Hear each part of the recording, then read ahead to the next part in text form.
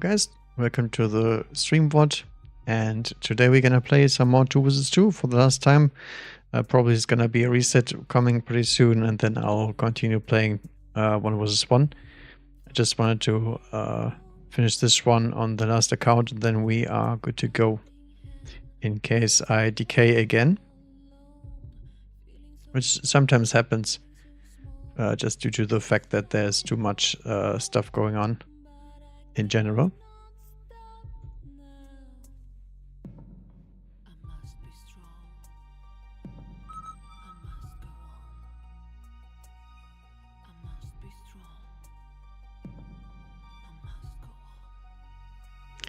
All right, first one to go.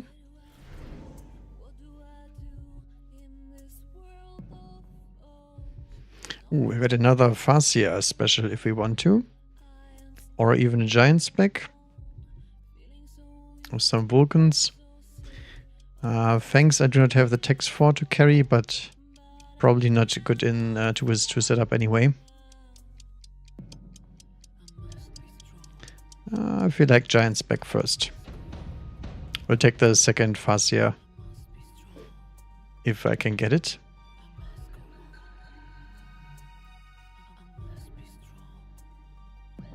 Okay. So training spec with Stormcaller and Arclight. That's nice. So I guess we can sell out of the Tarantula then. That will give us a little bit of cash boost for later. But we do actually need the cash.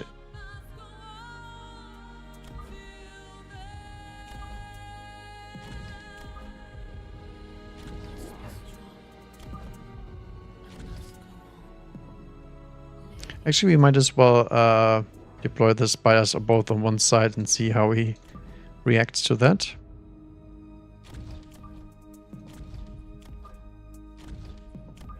Might as well.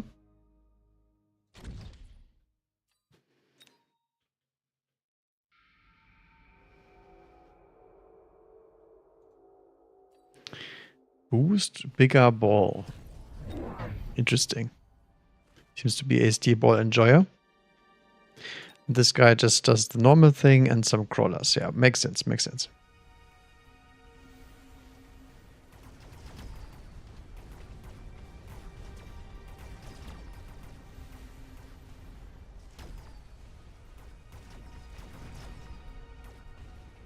Hello, Yusuf.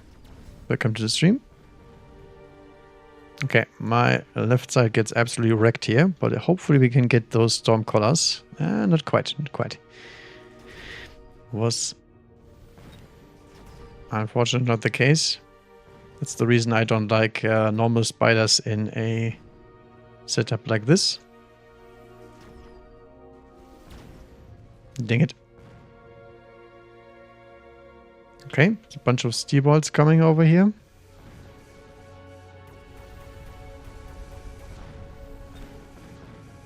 Nice, he even gets a level 2 ball. That's actually quite worth it, even if I lose first turn. Because steel balls are a very snowbally unit, and especially in 2 vs 2, you can get a lot of XP by killing a bunch of towers.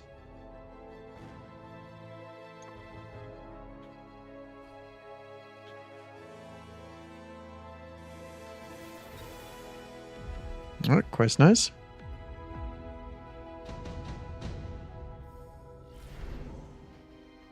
Alright, none of these are really that interesting. Maybe a deployment module? Just to troll around a little bit.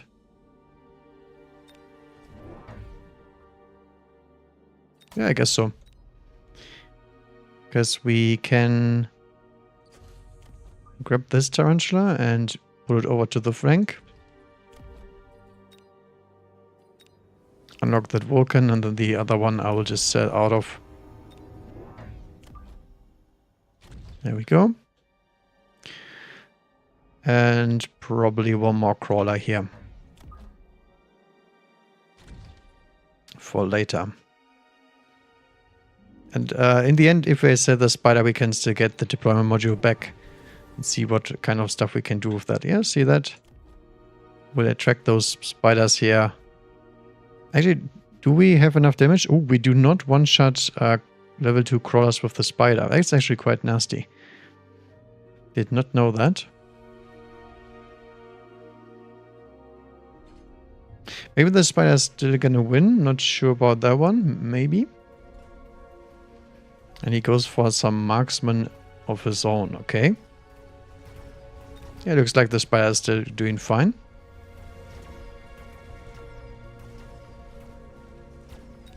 Come on, marksman. Nah, he can't quite do it. That's fine though. The Arclight is one shot away from dying to a marksman, so that's fine. And the marksman have enough space to the Vulcan to not get one shot by the Stormcaller.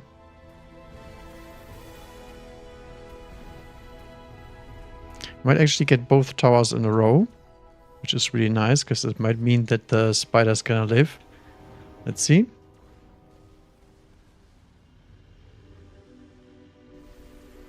I would also like to snap this Arclight here because I need the XP on the marksman. Yep, that marksman needs one more for level up. There we go.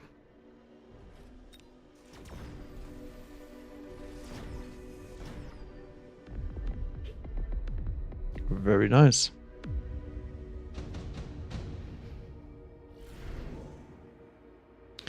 Ooh, instant melting point drop. That's unfortunate for us, but that's okay. Wasp and Phantom Ray. I guess Wasp is probably the best one here. Does well into the marksman as well, just by being chuff, essentially. We sell out of the spider. Get a second Vulcan in here.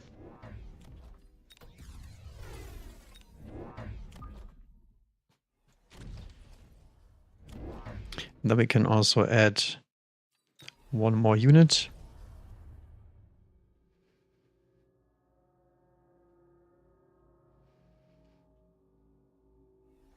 I think I will still add another crawler. Can't really make it split, so maybe a good idea to put it somewhere here. I think I will keep it in the middle for now, and then we see what else we need. Also gonna unlock worms, and just in case. It takes the wasp as well. That makes sense. Probably the best drop of all of them anyway.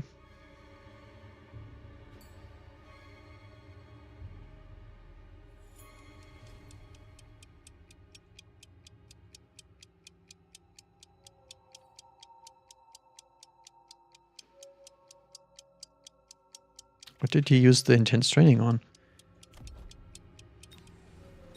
I think so far nothing. Oh, little bug going on here. What the hell? Okay. So we need something to distract the Stormcaller, because level 2 Stormcallers really, really hurt giants. So gotta take care of that one.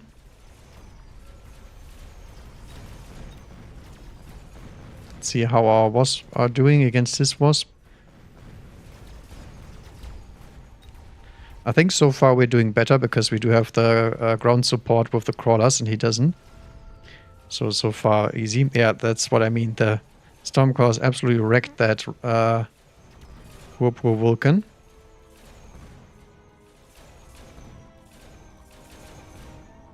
But since we do win everything else, we might as well drop a single interceptor. Ooh, extended range Vulcan.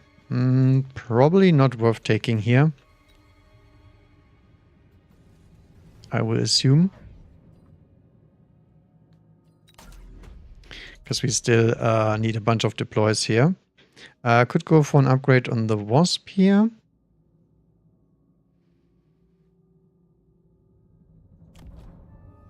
But I think I prefer Vulcan range first. So we get to clear those units a little bit faster. And then we just go double marksman with range.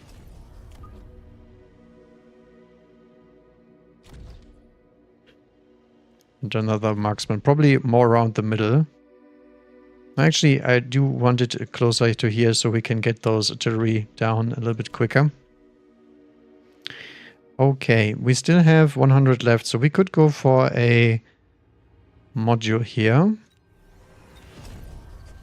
I think I will actually make that play. So we grab the crawler from here. And then beacon it sideways. So we can delay some of those. And that's it. Okay, he keeps the Wasp and he also takes Mustangs. Now that's nice, because the Mustangs are absolutely useless into Vulcan. But he also has a fortress now with anti-air. Improved fortress, actually. So we can sell out of the Wasp now and get some melting points. Because normal marksman fire is not very good into fortress. I do not run rapid fire on the marksman here, so we have to get a different solution to the Wasp out. Which is gonna be a little bit problematic. At least for this turn, not in general. It looks like we're getting a good tower debuff here with the tower falling on the right side. Come on. Nice.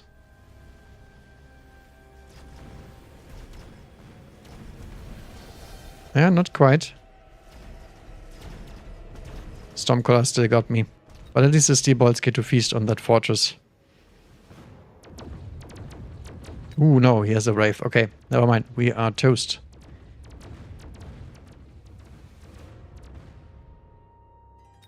But yeah, that's fine. We already... wow, that was close, actually. We are already taking something against the fortress anyway. Iron Blast is pretty good. Deployment slot is also very good, although it's round 5. But he still doesn't really have the best shove clear, so I think deployment slot is actually really valuable here. It's just that the smoke bomb is also very nice. I think I'd rather have the smoke bomb. Somewhere around here.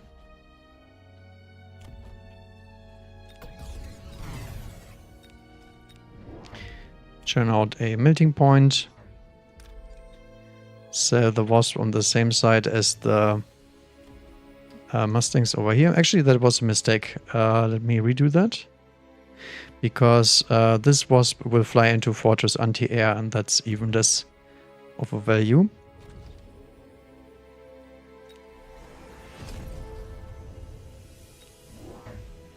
Then another crawler.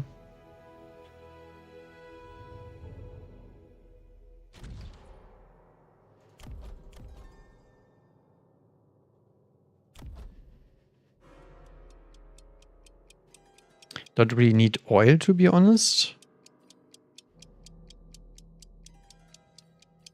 I guess we can invest into one shield just in case he does smoke me. He smokes the wrong side. Okay, that's nice. Does he react to the crawler at all? He does not. Okay, so I guess we will continue using this one and beacon it side to side. That's a big fortress right there. But yeah, we are on the melting point train anyway. And his chuff clear is still worse than mine.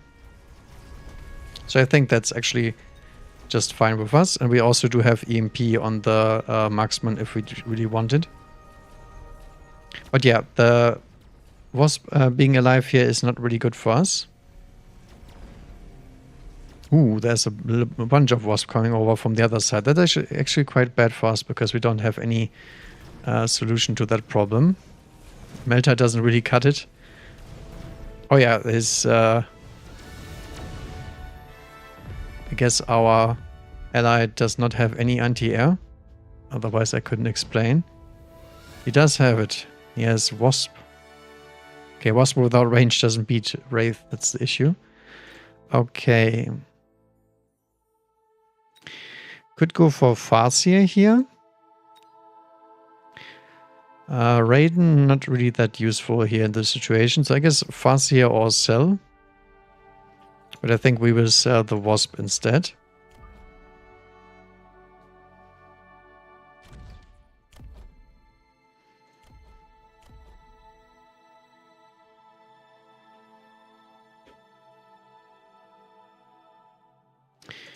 Okay, so let's beacon the crawler this time.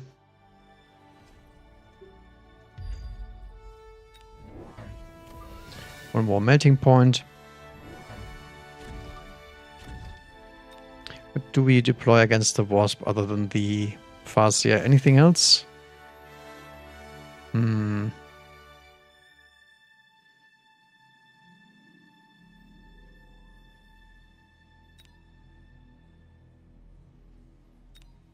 Actually, I don't think so. Not yet.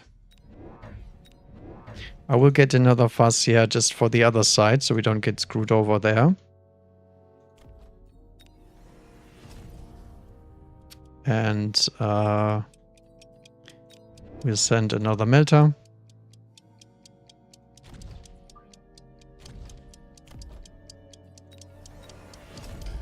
One more shield in case he tries to oil me. No, no oilage. He goes for Void Eyes without any upgrades. That's actually quite kind of nice. Bunch of units are escaping to the side. Okay.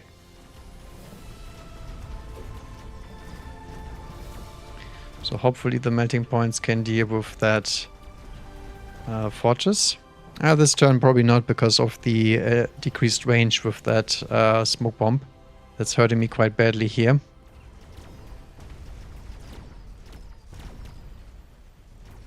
But yeah, other than that, it's going alright.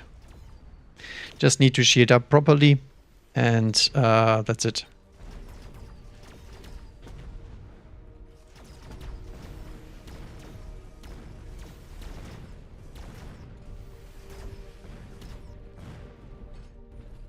Nice.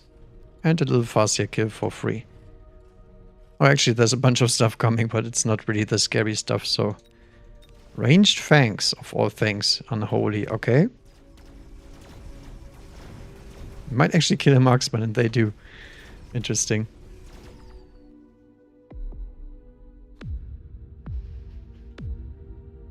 Okay, we still get to keep our shield here. That's quite nice. Shield airdrop, nano, and portable shield. Shield is pretty strong. I think I will grab that on the Vulcan.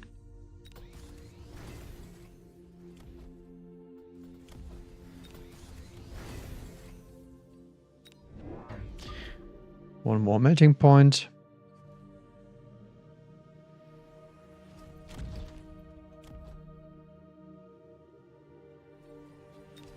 At this point, I might as well put down Interceptor here.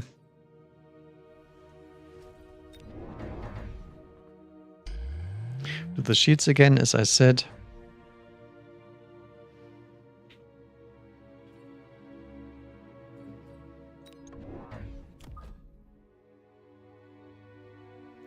And other than that, I would just like some more fangs for later.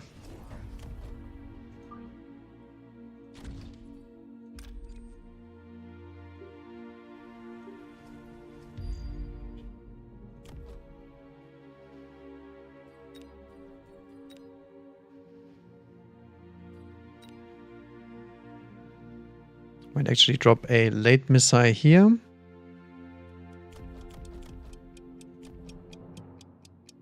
we sell out of anything? I don't think so. I think the Farseers are fine as long as there's Wasp on the field. He goes for elite marksman and range on the fortress. Okay. I guess he wants me to go for EMP barrage, which we will do. That's fine with me.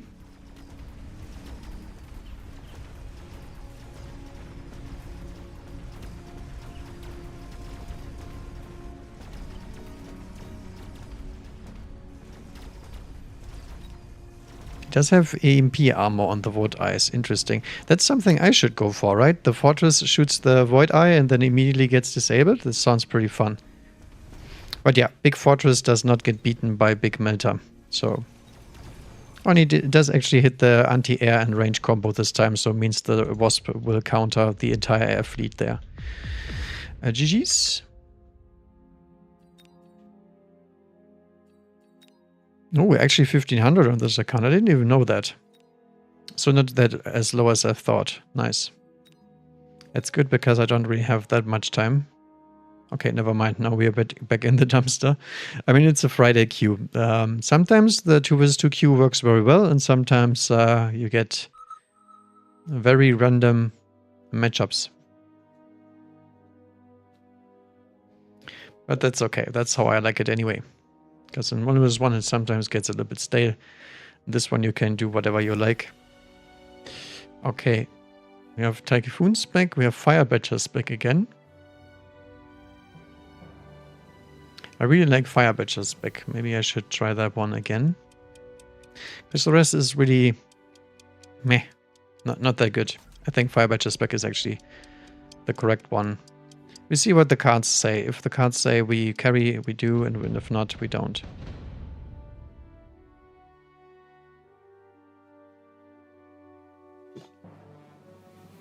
Okay. Steel Ball Aggression.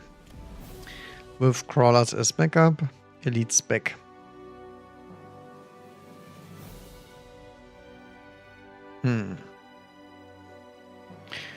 Okay. I think we assume it is aggro.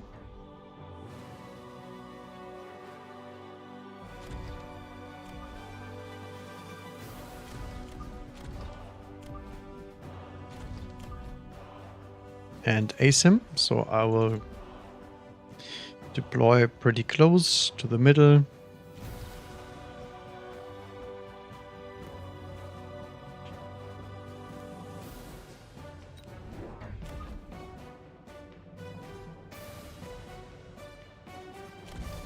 This one will split anyway, so that's nice. And I guess one Fang.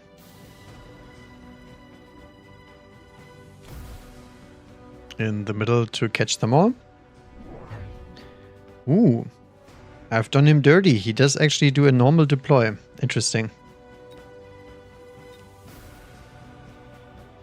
I mean, on the lead spec, I don't really like that because lead spec doesn't really do much in this far forward position. But for now, he has a better position than mine because I just gave up the entire side here. And with the steel balls, that's not as nice because the steel balls can take down the tower very quickly. But that's okay. At least we get to fight this side with the steel balls at once. And he will not get the second tower anyway because I deployed too far in the middle. But the blue Arclights, I think, win this fight no matter what in the early game. Is this my enemy? Yeah, okay. So teammate lost as well.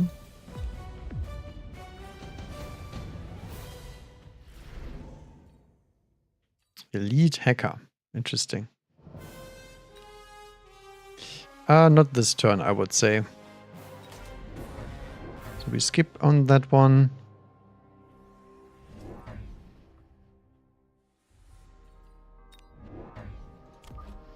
So I think we will just go for a Fire Badger.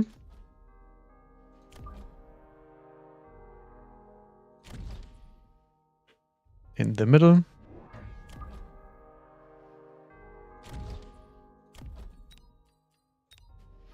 We're not sure where you play standard Fire Badgers, but I guess we'll find out.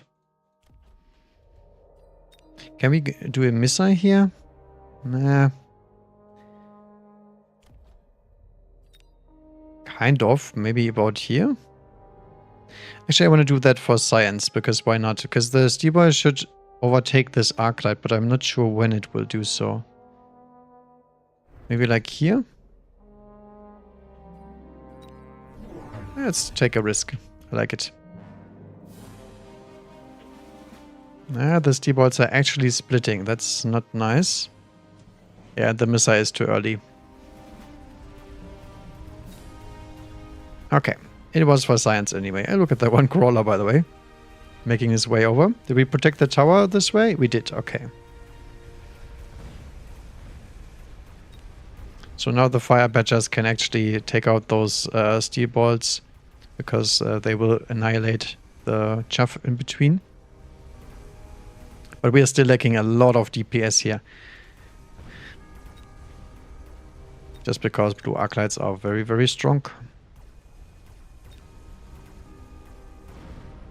Oh, almost got him. Okay, over here there's a bunch of trolling happening, so let's not look over there. Ooh, improved Sabertooth. Actually, with secondary armament, I could take it. Do we want to? That's the question. Because it doesn't really improve our range very much, and we can't get improved and extended range Sabertooth in one game.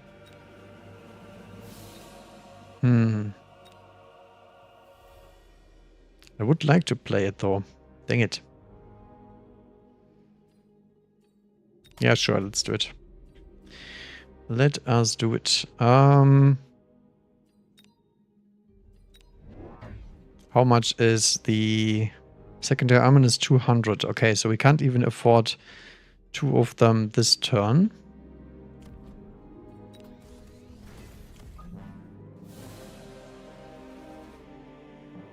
But at least we take some of them.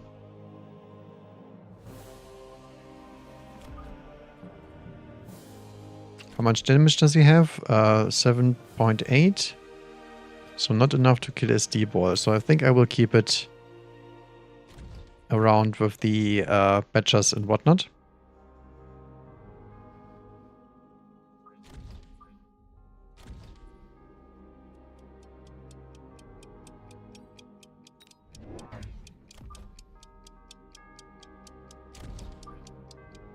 Let's keep it around this one. This looks super janky so far. Very interested how that works. Oh, does he also? Oh, he also has improved saber teeth. Oh no. That's gonna be very interesting for sure.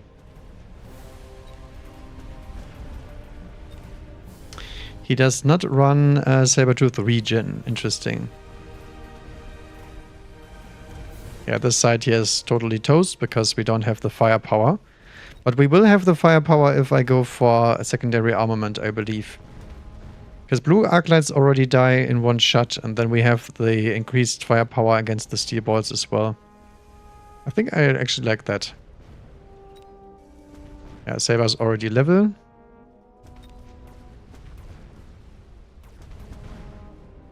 Yeah, but we can't deal with a level 2 Sabertooth this turn. Actually, let's hope... Oh no, my teammate actually won. That's bad. Because he will level this Sabertooth one more level. Dang it.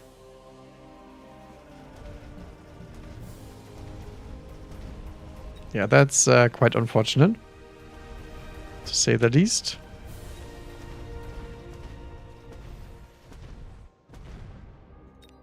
He does not make it. But it's fine. We already get level 2 Saber Teeth here. Okay, Phoenix Wasp, all very good. I think I will go for the Wasp instead.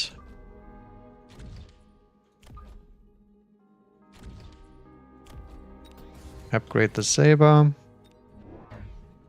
Get another Saber out.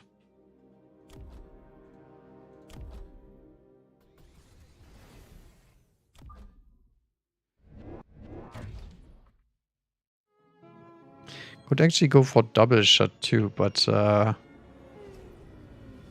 will decrease our DPS a little bit again. Super awkward with the 250, by the way, but that's okay. Could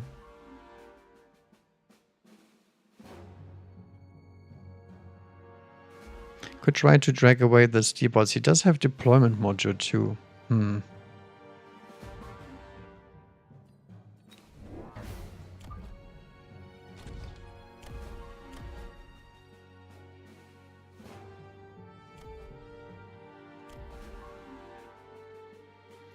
Yeah, not quite sure about this one. I think I will go for the attack enhance and fine. He goes for scorpions. Okay, so he auto loses the turn because of the wasp. That's actually quite nice.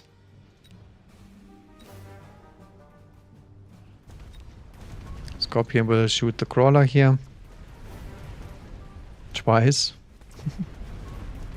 Nice. And the Sabertooth also shot at the crawler instead. Very nice. Do we have carry text on the wasp? Nah, kind of. So if he doesn't respect the Wasp, we can go for Ground Spec, because Ground Spec is very powerful in this kind of scenario. We just need to out DPS them. Nice. This is gonna be some juicy XP.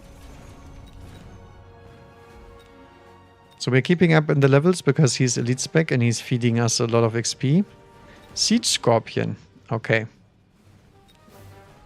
Some seriously weird stuff happening here.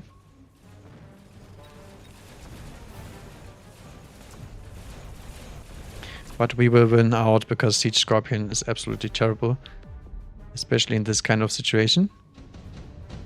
Okay, Wasp did a very good job here. Sub-Marksman and Nano Repair and Rhino Assault. I think Nano Repair is probably the correct one. I also go for range. Range the Badgers.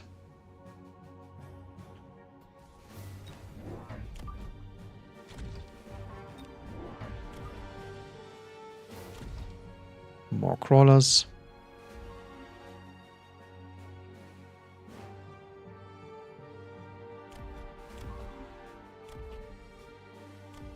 Do we upgrade the Wasp as well? I think so. I mean, if we sell out of them, we can do so next turn as well. And he goes for range as well. Okay. So far, it's a very copy-pasta game here. But he is in Mustangs now, and I am in Fire Badgers instead. So I need some levels on my Fire Badgers. I would like to have level 2 at least.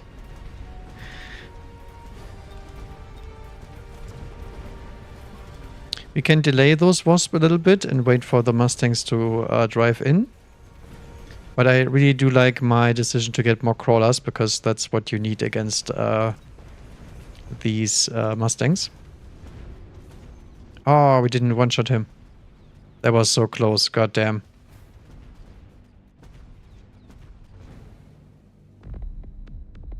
Yeah, I think my teammate is never recovering in this game.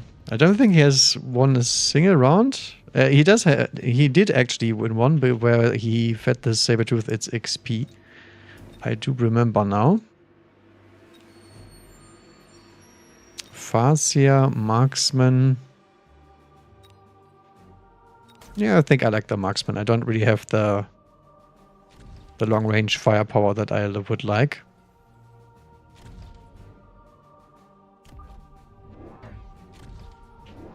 Okay, I think it's safe to sell out of the Wasp here.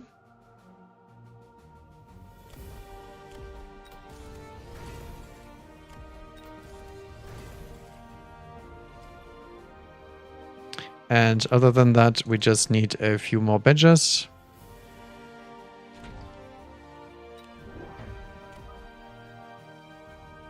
At our flanks.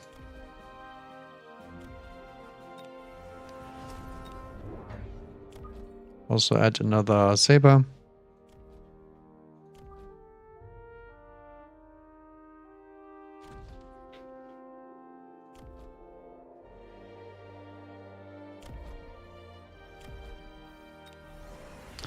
One attack.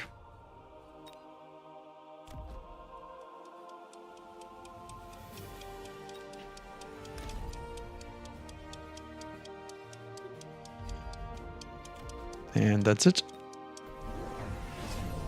Goes for Scorpion range. Okay, that's quite unfortunate, because he's gonna kill my poor Sabertooth here. In 2 shots. But that's fine, because we can fix this with one single unit. AKA a Fang. And that's pretty much it. And now he has Mustangs into a pretty shitty board. We also do need double shot on the Saber, because these units are pretty tanky, and we have double shot, we can pretty much kill Scorpions instantaneously. Scorpion has 4.5 and we do have 2.8 fire rate. That's actually quite nice. Oh, teammate wants something. He goes for hackers. Interesting. Okay, do we want to javelin something? This guy is gonna level up, so we can't kill him with a javelin. Incendiary and enhancement module. I mean, enhancement module is so much money here. I think I have to go with this one. So we upgrade, sell, upgrade this bad boy.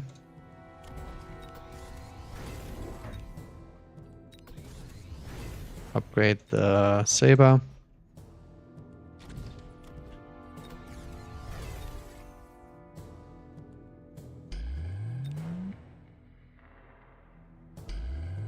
We'll shield up.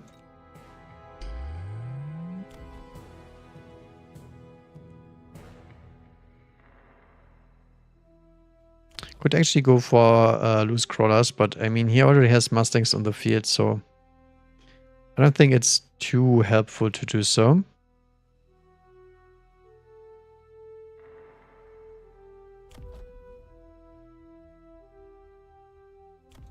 I think range is very important this turn.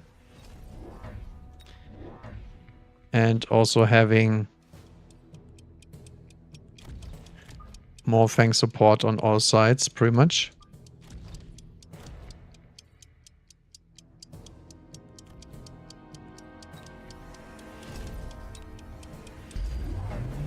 Haha, there's the bomb. Okay. It will still burn some of my chaff, because it's not far forward enough.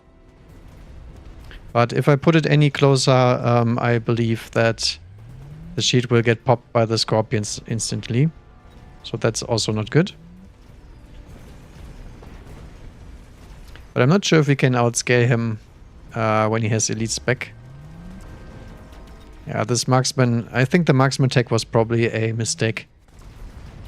I cannot kill these late Mustangs here. That's the main issue for my comp. Even though the Sabertooth is trying very hard. No, what's here? It's pretty much a stall, I would say. But yeah, I think I should have went for the hackers instead.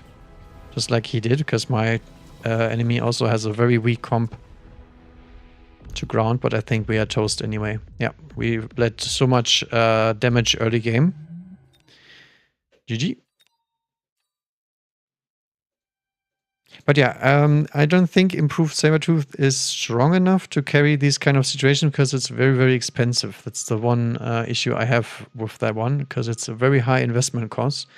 250 to make one unit a little bit better. And it's just 20% more HP, which is meh. And the attack interval is actually really, really nice, but it doesn't come with any range or anything like that, so it's still so-so, I would say. Elite spec, Rhino spec, training spec, and Typhoon.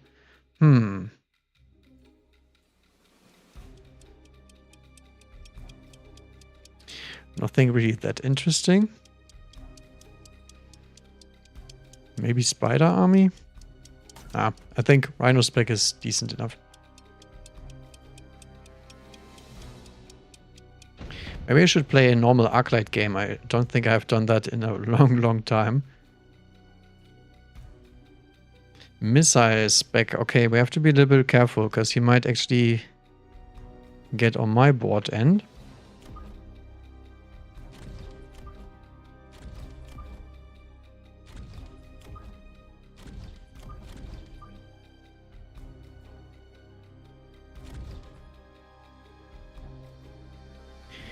Okay, what else do we need? We could run Marksman here.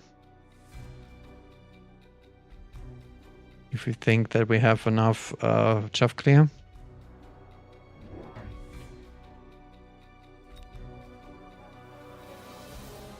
I think I'll just go with the normal Fang setup for now, because I don't have Stormcallers yet.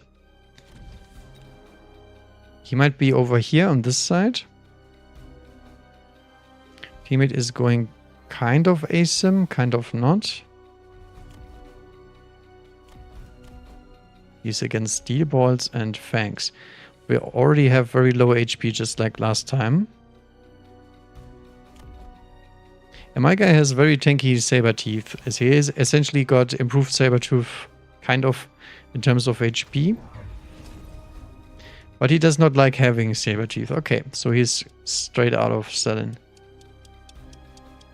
And this guy does some half-assed steel ball stuff. Okay. So we'll see what this guy wants to do. He has a plan. But for now, our setup is way better because we do have the Chaff clear, and the DPS on board already. We don't even need any new units.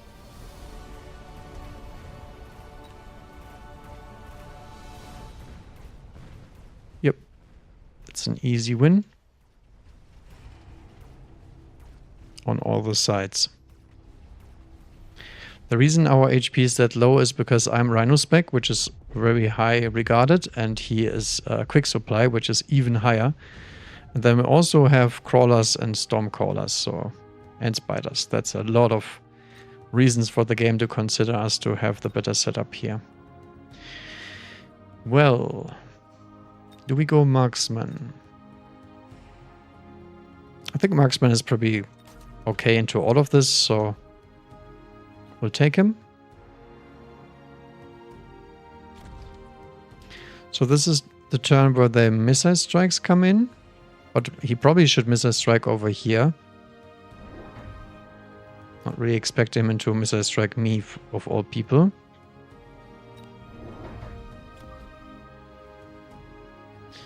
One, two, three, 4, 5, 6. I think we pretty much skip on this turn and just have a look what he wants to do.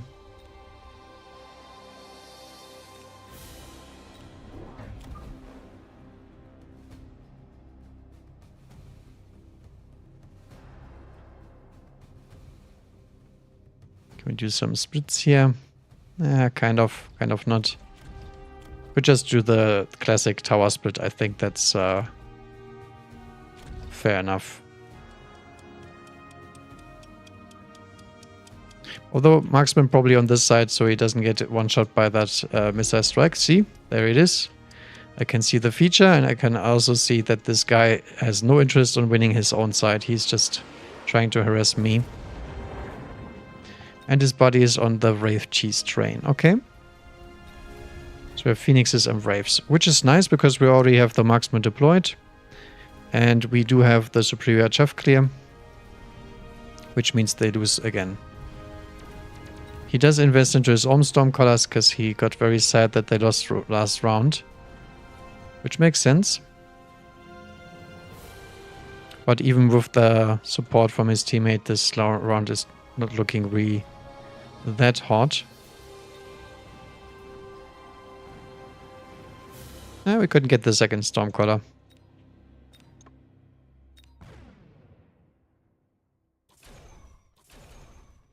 Yeah, we do have some crawlers here in the middle, so I hope the Phoenixes will target those. No, he lost one. Come on. You can do it. Okay. Looks like he got him.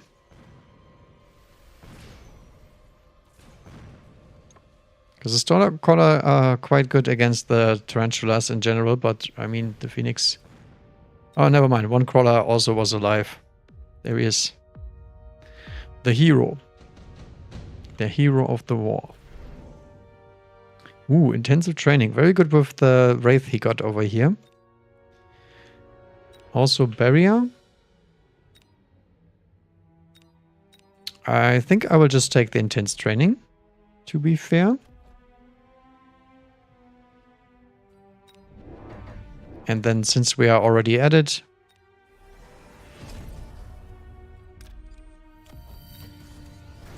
we will just add a few more marksmen.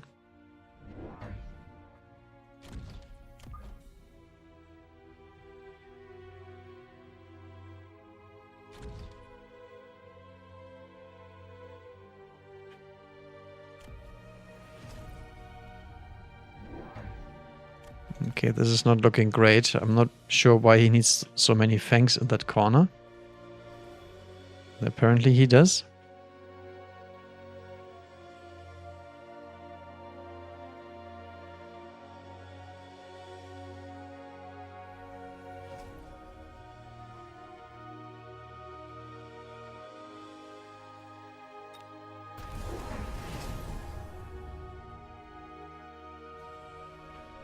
Another missile.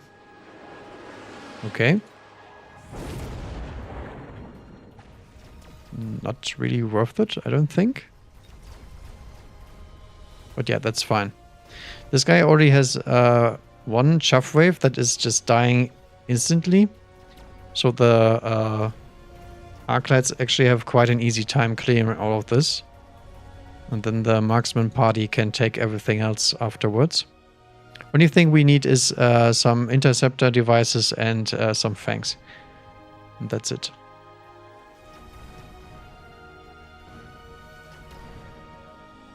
What's happening over here? Yeah, he's losing this side because he doesn't really have a clue how to play aggro on that side, but that's okay. So subbed Arclight for Mr. TWS and also for Boba Fett. Interesting. Not really sure why they need that. I guess they feel like it's necessary. Ooh, enhancement module and additional deployment. I mean, I don't have anything to enhance right now. So I guess additional deployment slot is always correct here. It is the best thing you can do.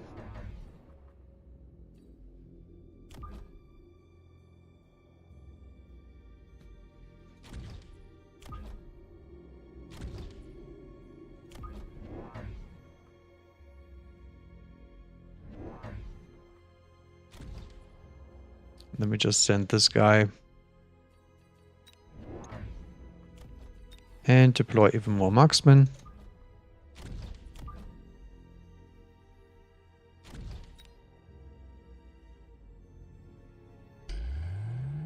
And since we are playing very, very far forward, I think I will also go for the shields. And somehow I did manage to misposition my marksman. Okay. So this guy is one further back than he should be. It's not such a big deal, it's just bad for my OCD, that's all. He goes for the enhancement module while having no enhancements, okay. I disagree with that. Spider got enhanced. Still doesn't have any solution to this problem. Which means this side is still dead. Ah, there we go. Now he's fixing the things. See, he's listening to me.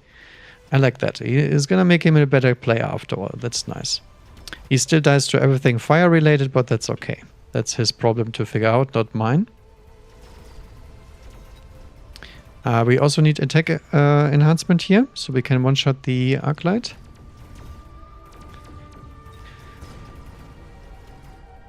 And Mr. Rhino has no answer on this board whatsoever. So next turn he's gonna bring something out to fight the Rhino. That one is for certain. But I don't think they have much time. I think this is the last turn where they can actually turn it around. Elite hacker. We could redeploy the Rhino or my misplaced marksman for the OCD fix. Could actually do that and just walk straight across. But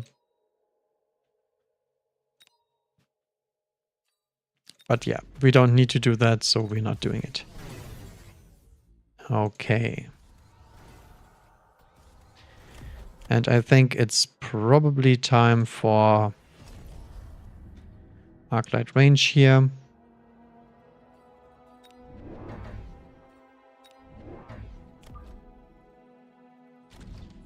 Also some late fangs. And some side fangs.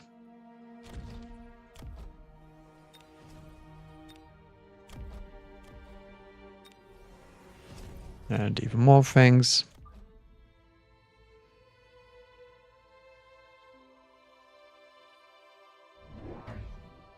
I get some splits here. Kind of not. No, not really. Well, in that case, we just split them the natural way, you could say. We'll even upgrade. Oh, no, actually, no. We did want to press the attack button. I do remember. Okay, what's coming up next? Hacker. Level 4 Hacker. Yeah, no. Hacker is not the solution to this kind of board. Hacker is a good unit to have on the board when there's a lot of medium-sized units to kill. And the only thing that's good to kill here is the Rhino. But yeah, that Rhino is not a problem for me either, because I can just kill him with the Marksman. And then the Hacker is gonna feed a bunch of XP to the Marksman until we get double shot, and then it's just over. Enhancement module. Very cute. I believe that is GG. Always kind of hard to tell in 2 vs 2. Yep.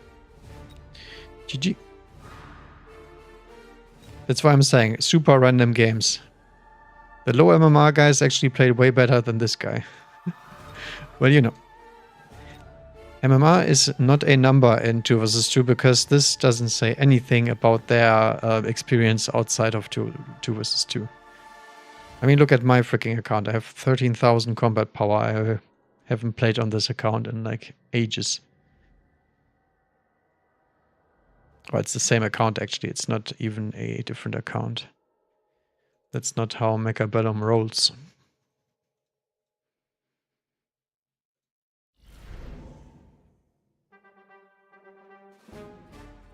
Okay, do we have something spicy? Not really, but we do have a supply spec, so we can do something spicy, maybe. Yeah, a spec is not really my cup of tea. And the rest looks pretty boring. So I think we go for supply and see if we can get something done. I would love to have extended range sledgies here. That would be very cool. Another missile strike, dude. Okay.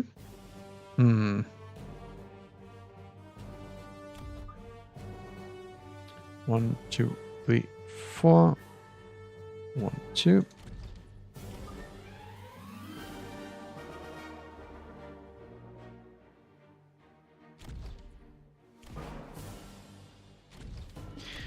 So we're going for standard deployment here. I don't think there's anything particularly interesting here that we need to fix. We're just waiting our time here. I would like to get some Stormcallers into that, but probably not this round. Maybe later.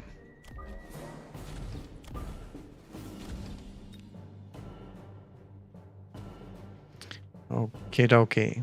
What's happening over here? There's Mustangs fortified, which is terrible. And 1 Sledgehammer, which is also terrible. Versus 4 Spiders.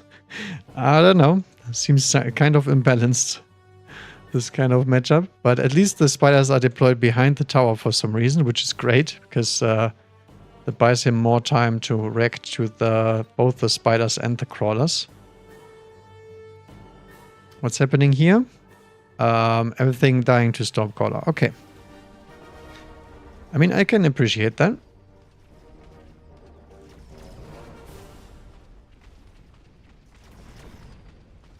So what we are lacking is a little bit of DPS and some chaff clear.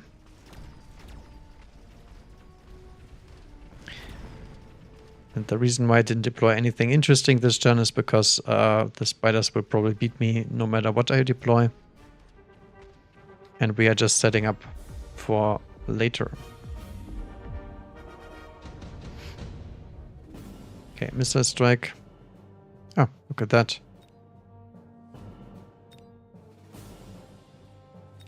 So Stormcaller time.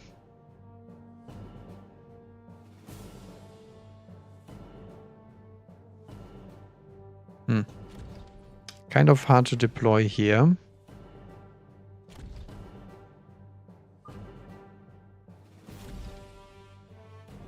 Maybe like so.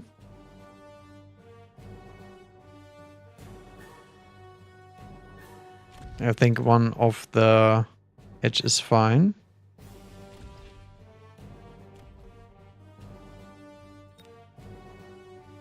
Okay, what else do we need? We could go for marksman. But I think just another crawler is fine here. Split them up a little bit. And we could go for a shield.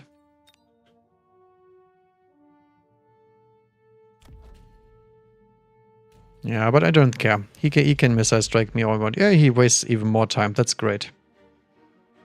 Because that means double cooldown is down. Okay, Phoenix coming in on the other side and also Mustangs. Interesting.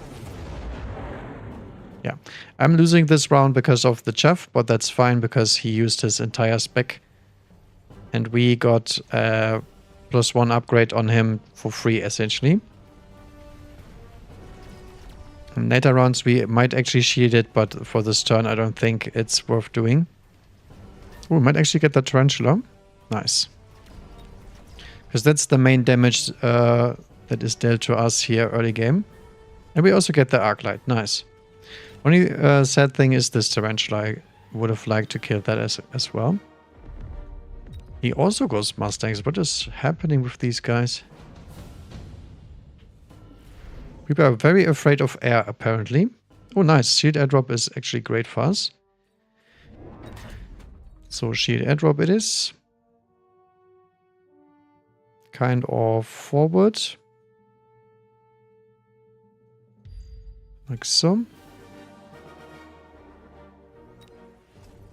Maybe he goes for a missile interceptor. That's why he's sending the Mustangs.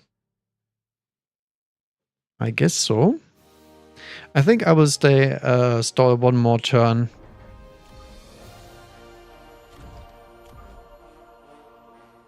And then we are good to go.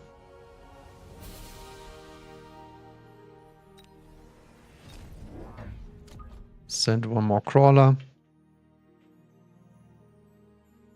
Actually, where do we want it? Does he have any ASIM stuff going? I don't think so. I think I'd rather protect my shield here. And then we might go for a sneaky little missile here. Yeah, there we go. He does go interceptor. Okay, I thought maybe this turn or next turn. But it looks like he's going for the full marksman meme and interceptors. Okay, that's fine with me. I do run launcher overload just for this reason. So we can have a nice little standoff, which I always like doing.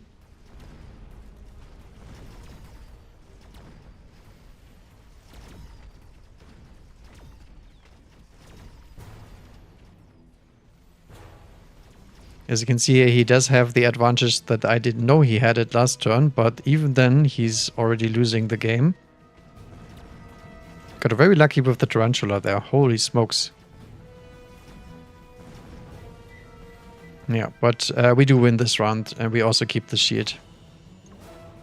Oh no, but we do lose against the Phoenixes for sure. Feels bad, man. I had no fangs left.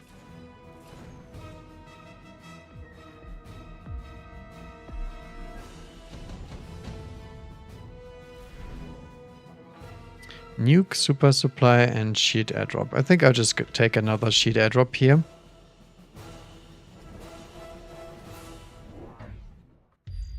Kind of forward like this.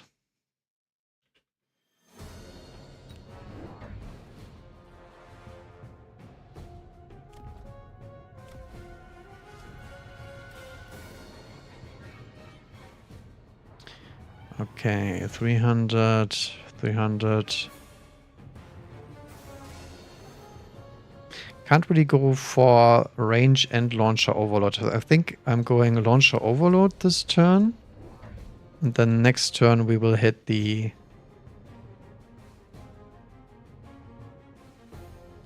actual tech that we need.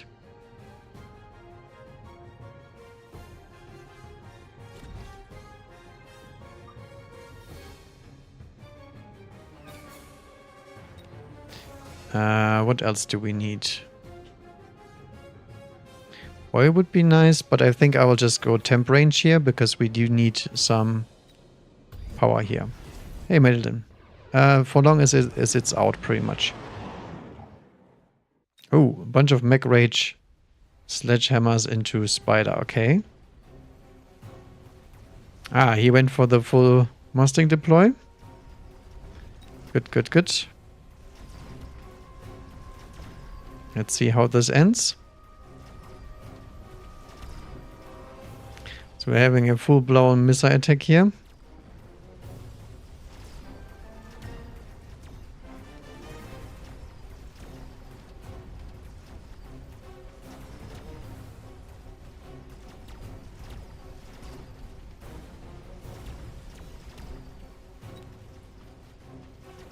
The sheet is not holding. Yeah, we didn't have range yet, so the Mustangs are a little bit too close to my shield here. Can we take the shield?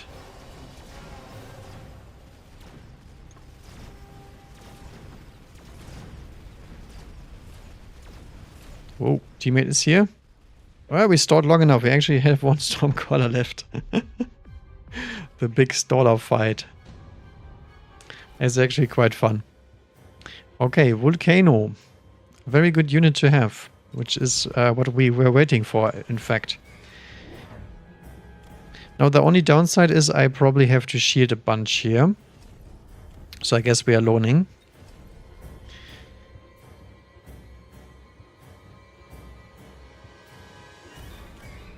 Can't afford range now.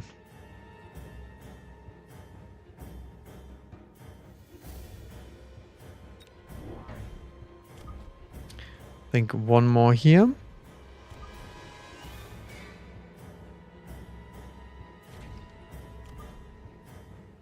And then the Vulcans to the side, because that's where the majority of those units is. And then we shield somewhat forward. Would really like some more money here. But we can't really afford to do so. I could go temp speed, which means we get a little bit closer to him, a little bit faster. Do we want that? Kind of not. No, I don't think so. If we weren't that low, I wouldn't even consider ever doing this. But as you can see here, our teammate is probably dead to the Wraith if he's not careful. Acid crawlers on the other side. My goodness. Mars marksman and acid crawlers. Okay, we exactly shielded those. That's nice. Okay, we do die to the Wraith here.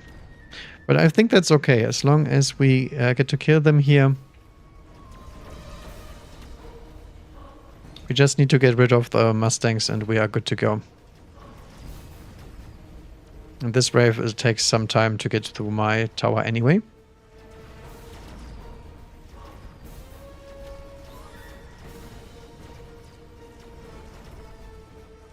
Okay, everything is dead except the middle.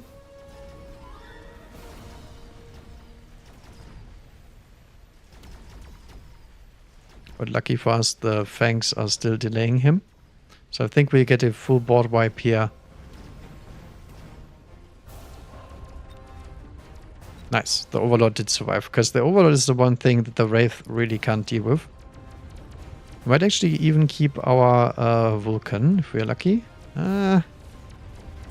Close. Yeah, we do. Nice. That's plus 350 damage.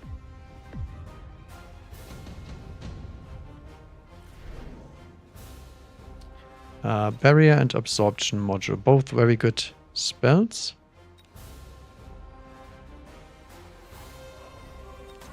I think I will grab the barrier here.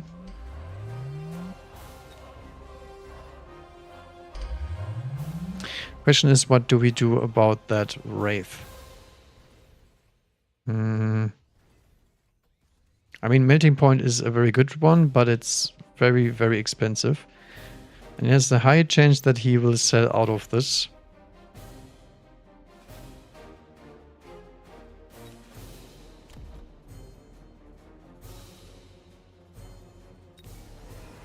I think we just ignore it for now.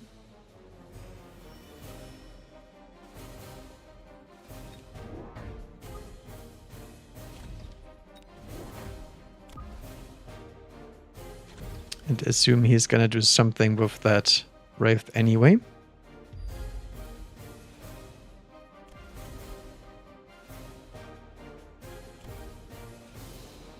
Still has 5 Mustangs, so I think we are still okay with the Stormcallers. Not great, but okay.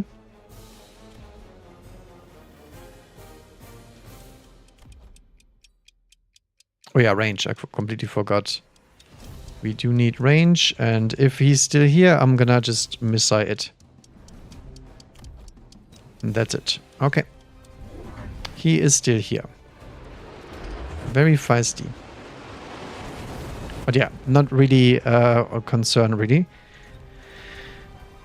Scorpion now.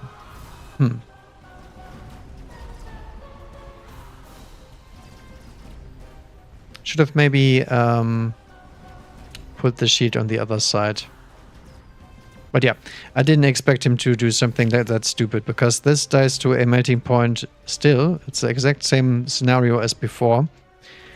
So we can fix that next turn if he really wants to keep that. And the melting point is very good into those scorpions anyway, so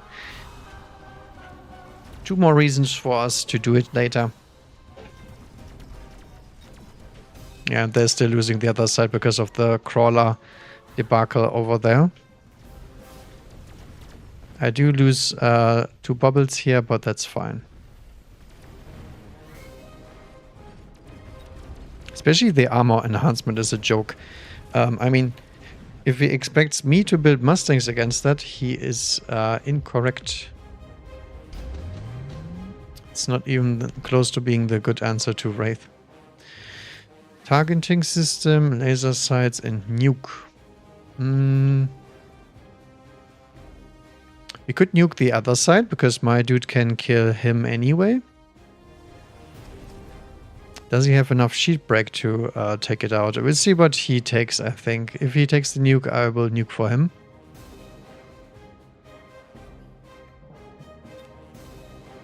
It's very expensive, though.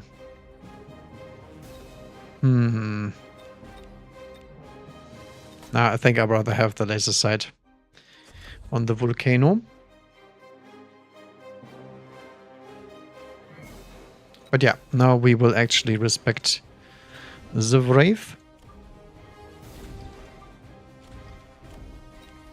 Like so.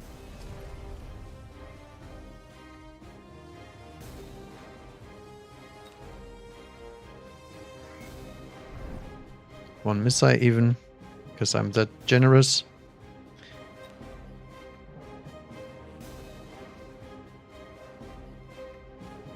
One more sheet airdrop.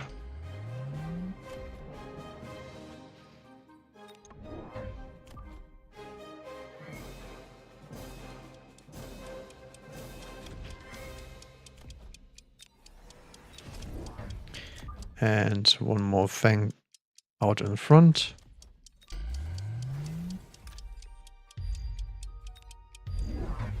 He still keeps this here. This is such a weird dude.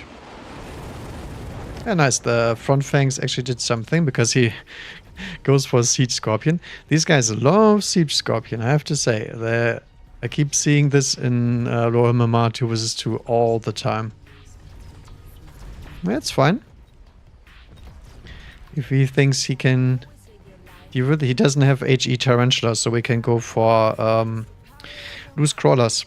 Loose crawlers cannot be beaten by these Mustangs, because the Mustangs are firing at missiles the entire time.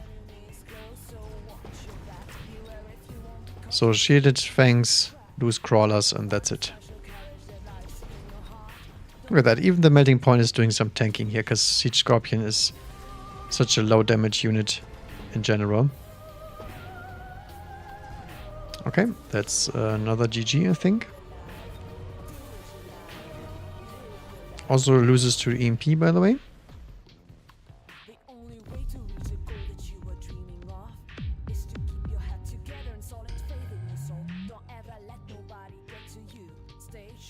I wonder why I can't write GG in that round. Okay. Get some cash at least here.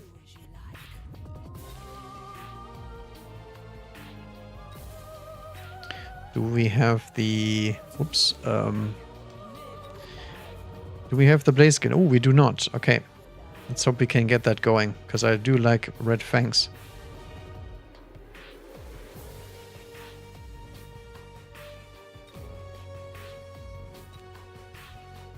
This is the last time we played 2 months ago. Look at that.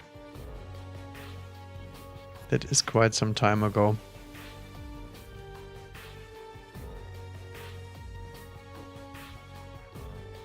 Looks like Strongheart is in the wrong game, but that's okay. He could be a very good player. You never know.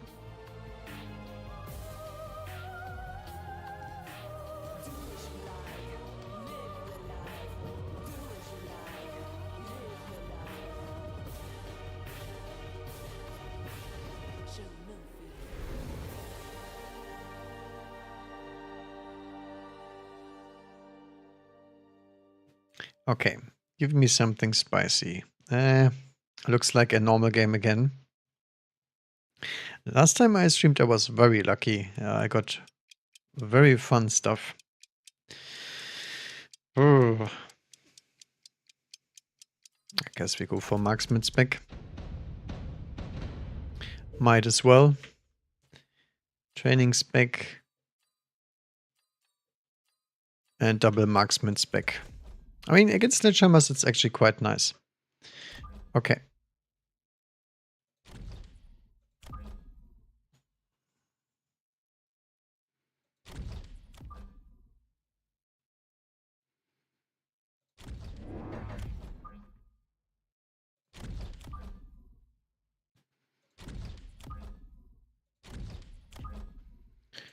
Okay. Standard deploy for now. Do we want more crawlers? Oh. No, I don't think so. I think we are good on crawlers for now. Against sledgehammers. He goes for a Arclight, so we will get some trouble early game, but other than that we should be good to go. Okay.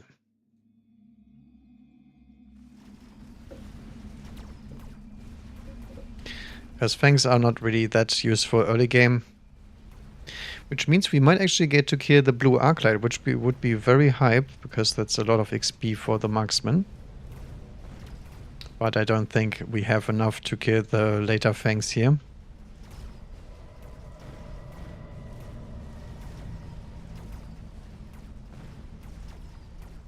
No, still 2 fangs remaining. RIP marksman. Oh, the other one actually wins. Nice. But yeah, we can't take out the raid boss here. Or can we? Maybe? Wow. Very nice. So marksman actually is MVP here. Because a level 2 marksman is really nice against sledgehammers in general. Cool, cool. Haste module. We can do that, yes. Why not?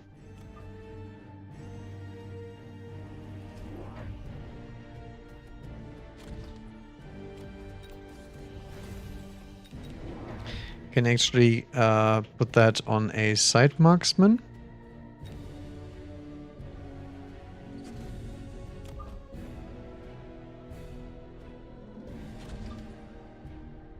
Like over here.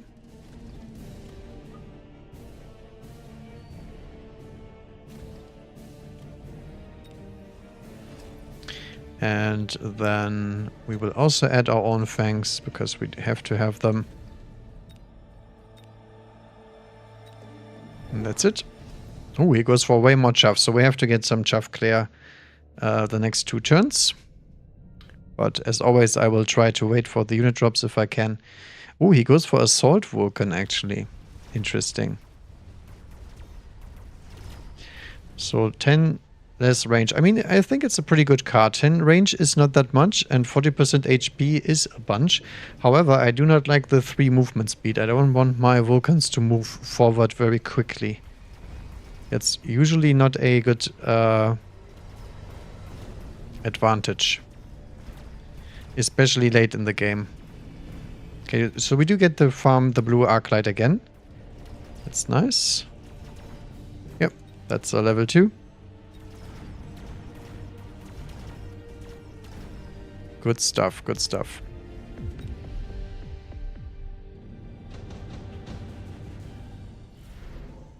But he also gets some XP on his sledgehammer. We could go for Raiden here. It's quite good against all of these options, and he doesn't have anti-air yet. Also deals very nice with the sledgehammers.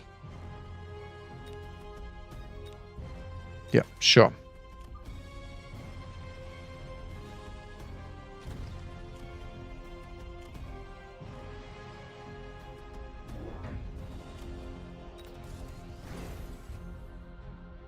But yeah, no chaff clear units were dropped.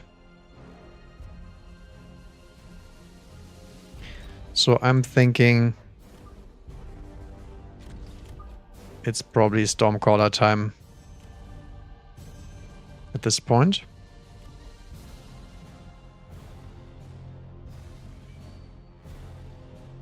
Yeah, sure.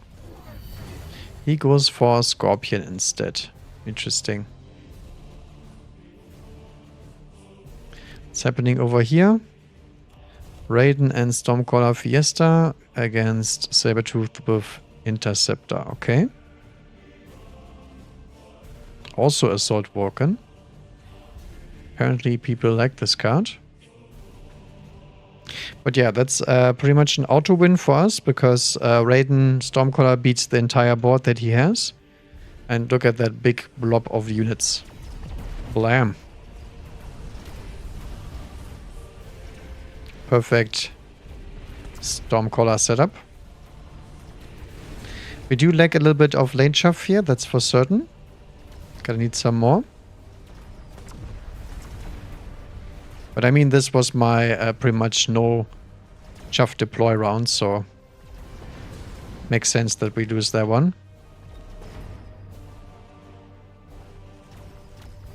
Yeah, Scorpion is gonna get one more kill and then he is out and about. Almost have a level 2 Raiden too.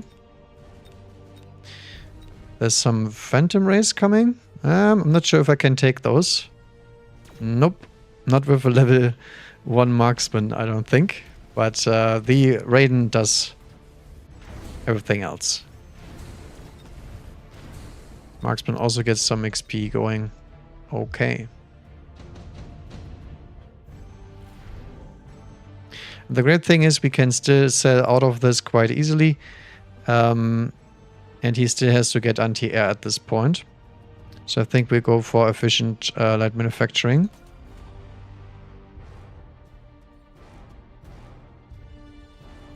Because I do require a bunch of units now.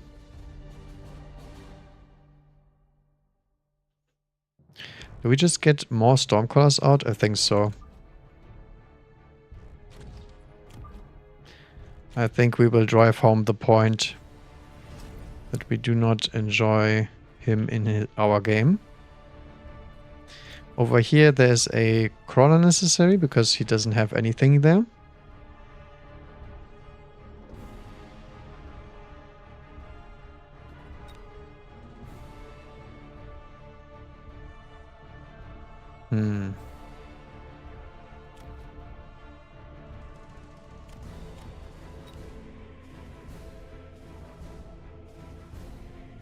Actually do this one. For science? No, dang it, he just does have the Mustangs. This happens all the time. I always hold back on the missiles and then I get Mustanged right after. Doesn't make any sense, by the way, to build Mustangs with Interceptor against a Raiden. But that's okay. Let's try and teach him. We're all waiting for the freaking Vulcan, but because they took Assault Vulcan, it cannot get dropped. Which is actually not that nice for me. But yeah, it doesn't really make a difference, to be fair, if that hits or not. I was just trying to see if I can get the sledges. But the sledges are just a little bit faster than the Fangs, not really that much. So I guess it makes sense that the missiles wouldn't hit anyway. But good thing we deployed some more Stormcallers, because we still get to outdamage them here. Maybe not the Scorpion? Actually we do, okay. Yeah, we do have the level 3 marksman, so... Yep, Raiden's still going strong, no chance at all. And now we do have a bunch of Stormcallers against his comp as well, which is really nice. Sniped. I will actually kill this guy behind him. Yep. Another good chunk of damage. Very nice.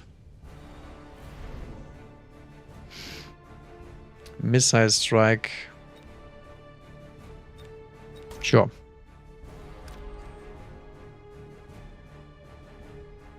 I mean, he is probably gonna shield that, but in case he's not, he will have some issues, to say the least.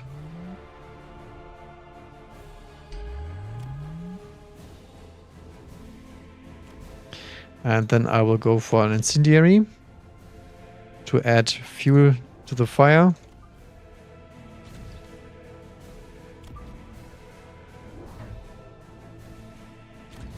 Actually, we can just deploy them in the middle, right?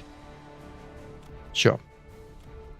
And one additional. Always click additional if you have light manufacturing, because you can keep on producing units, which is very, very juicy.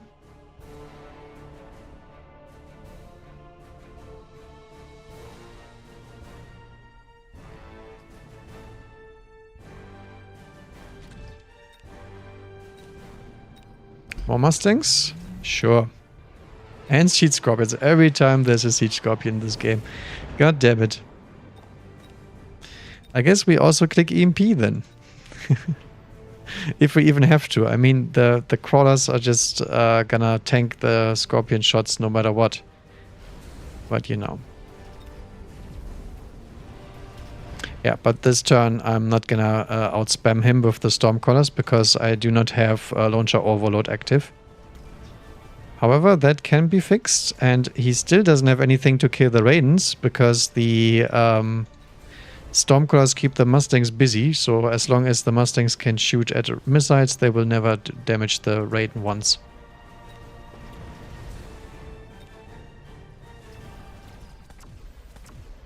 I mean, at least he gets to keep his shield, right? That gotta be worth something.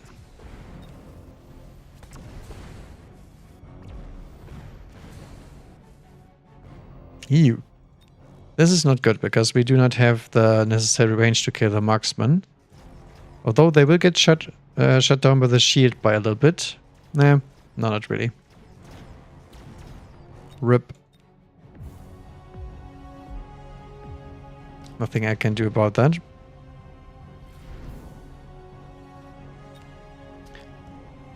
Sandworm, Rhino, Phoenix. I mean, probably the Rhinos here.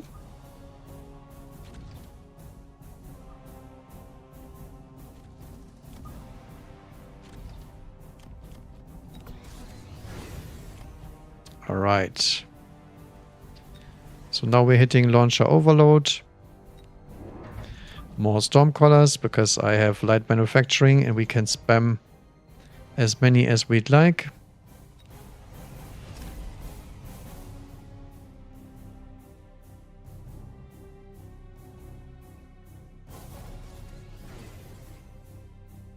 Oiling on that side doesn't seem to be very good. I don't know about this.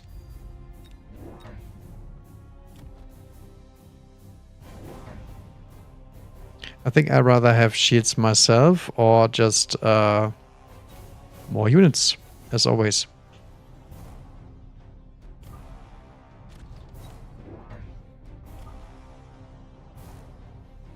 Because I do like units.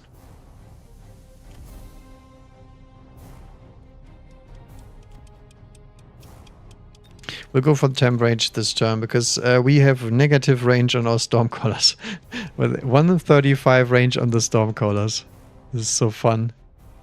Oh, now he gets a Phoenix with range because he's afraid of the Raiden again. That's funny. Okay, but now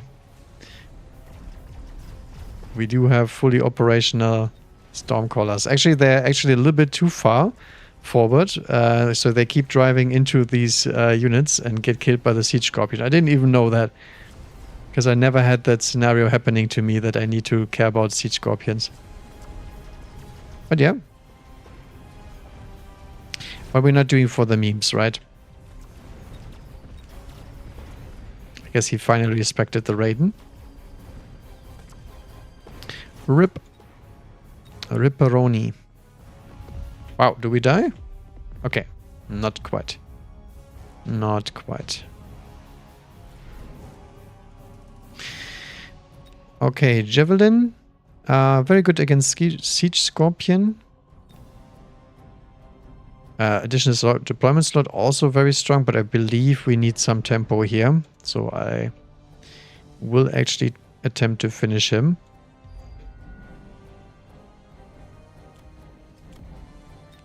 We'll sell the Raiden because we forced a reaction. And then I will deploy Volcanoes.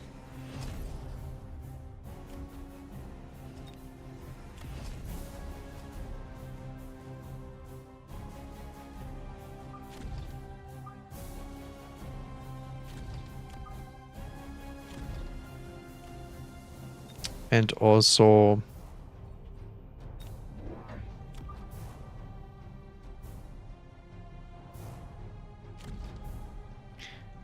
a crawler to eat that scorpion shot.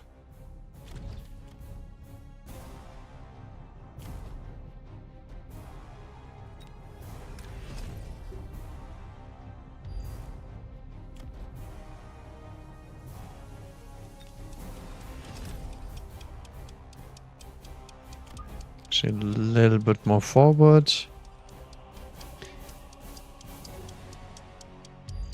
And then like so.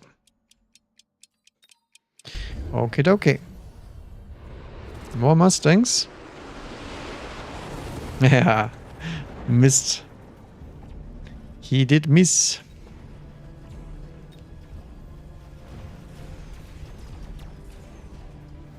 There's gonna be nice fireworks. Rockets everywhere.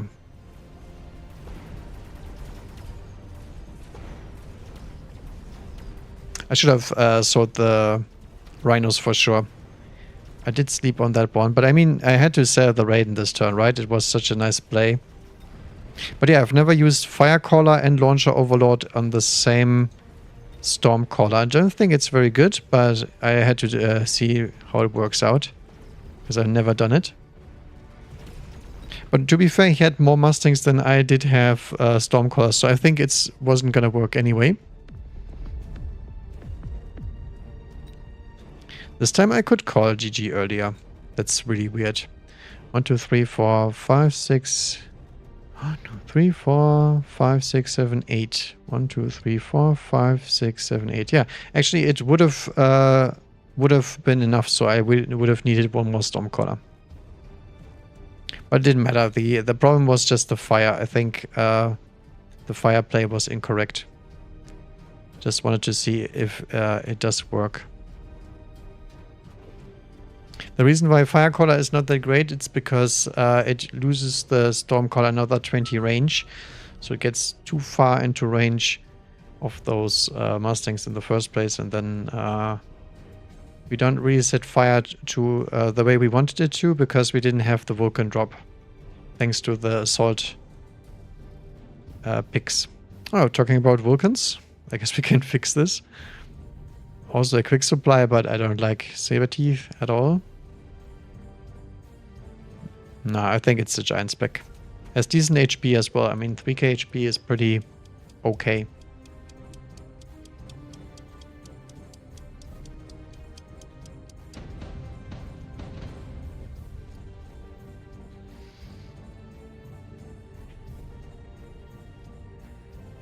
Cost control specialist, okay. Very interesting. Not.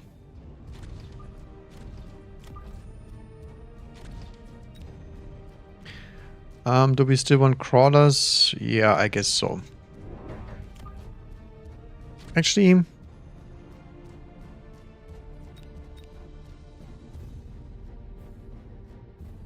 yeah, sure. I don't think we can win turn 1 without any crawlers.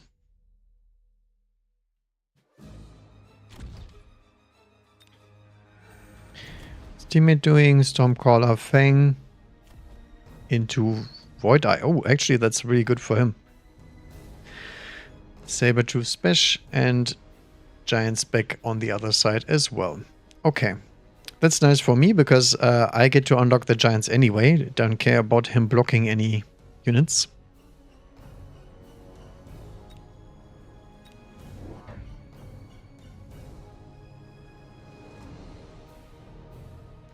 Get to be nice here.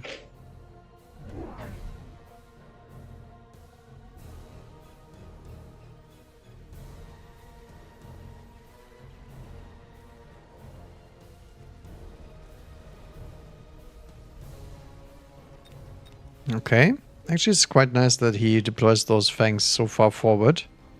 Because that means the Stormclaws will get value, even though they weren't supposed to. How do the fangs actually make it against the crawlers? Kind of. And the Sledge is attacking the tower. That's actually quite nice.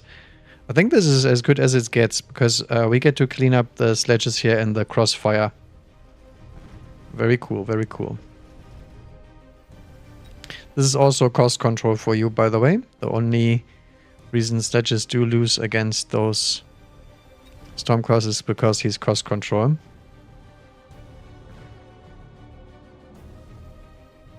What's coming over here? Nothing that can kill me. Okay, nice. It's a very speedy spider. Looks very speedy. Guess that's because of triple speed up. Okay. So 0-1 against the Baguettes. He's sitting on the line here with a bunch of crawlers. I guess I can go for Wraith then, because Wraith are actually quite decent at defending this. But I do already have the Vulcan incoming, so maybe just the Phantom Ray.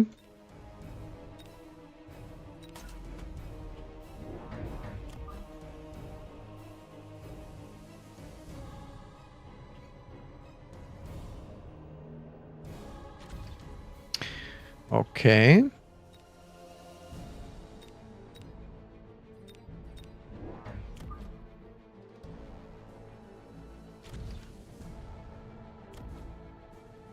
Yeah, I think that's fine.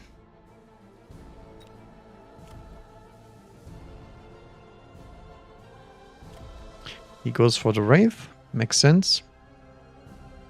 I just went for the Phantom Rays because they can kill the Wraith anyway. And they are very good with Vulcans in general.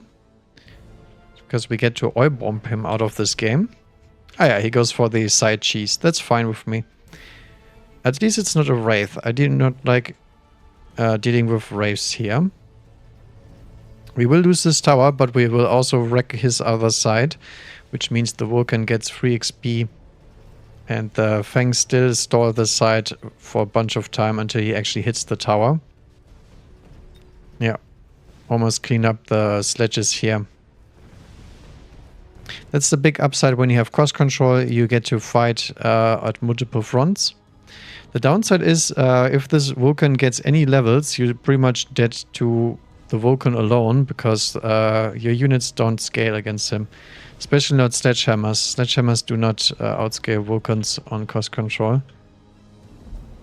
Yep. That's quite a painful turn for them. I mean, it's only round 3, after all. Ooh. Intense Vulcan?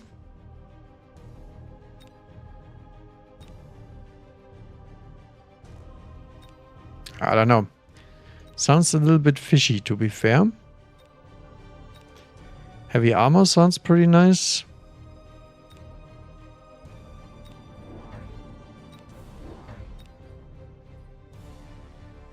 Yeah, I think I will just take the heavy armor instead. Drop another volcano.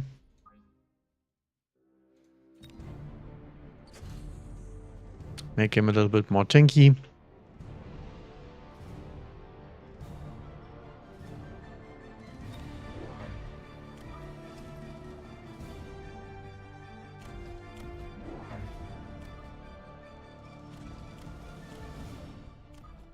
And I just want the Phantom Rays backwards and the Sledges forwards.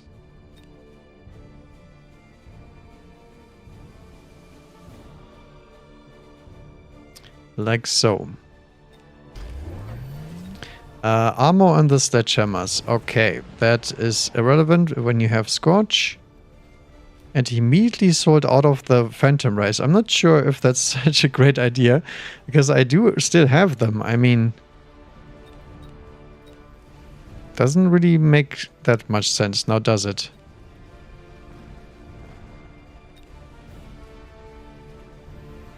Yeah.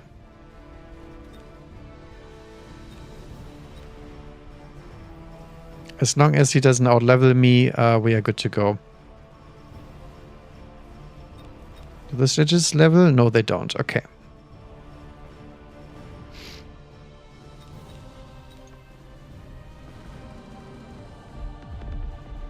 Holy moly, they're so freaking dead on round 3. My Gideons. Ooh, mobilize web battleship. Can even cheese here. Yeah, advanced missile device, also okay against the Sledges, to be fair. But we don't need it, because they get one shot anyway. Do we want the battleship? I think I'm just too greedy. I'm not going to take it. Instead, we will add Scorch.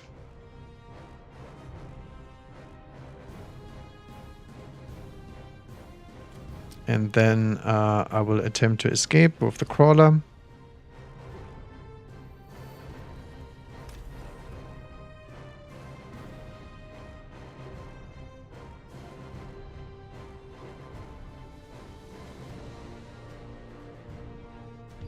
Somewhere here.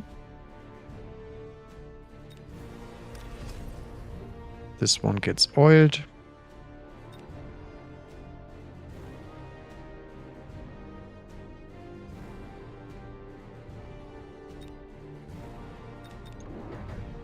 And other than that, it's just a bunch of fangs here.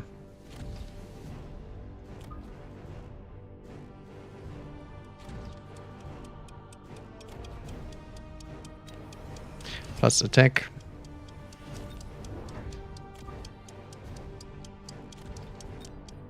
And melting point needs to go out. Ooh, Raiden. Looks like he does not want me to have the Phantom Rays. I mean, that's absolutely fine with me, because he just wasted 200 and I can fix that problem next turn. Wasp on my ally side. Interesting.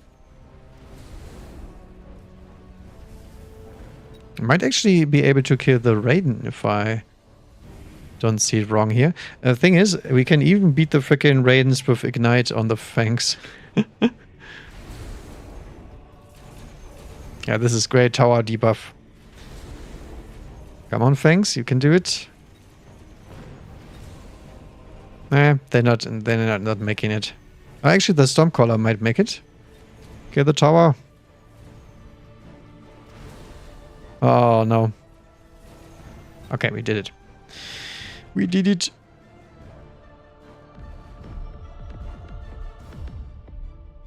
Oh, so close. Well, I guess we have another round to go. Boats. We can actually boat him. That bodes well. No pun intended. Ooh, he does actually get a level on the sledgehammer. Finally. It's a little bit late, but you know. The thought counts. Actually, I will just missile this sledgehammer. Just because I can.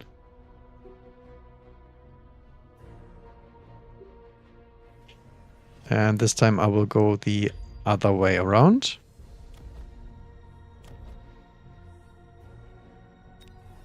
But yeah, I think we'll just go for the boating. Full boatage.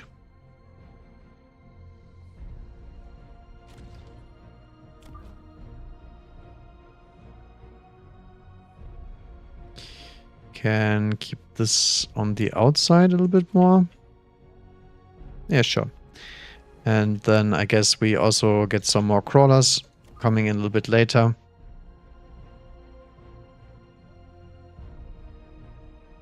Cheeky little triple split. And then I guess we will also take a shield here.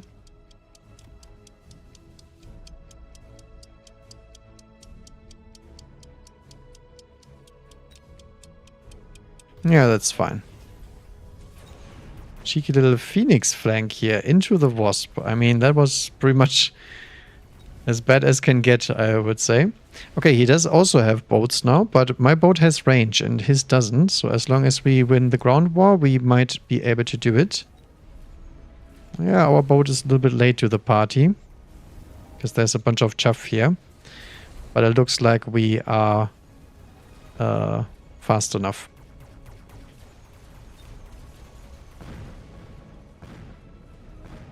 Could have also went for the +2 attack on the tower, because that means our boat gets the one shot.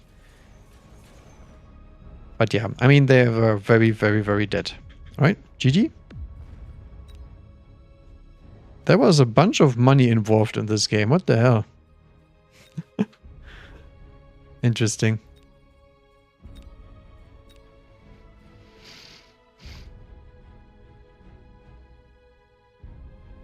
Alright. Yeah, classic giant spec game right there. And enemy was dead to melting points at any point in the game. Because the sledgehammer thing doesn't really work out.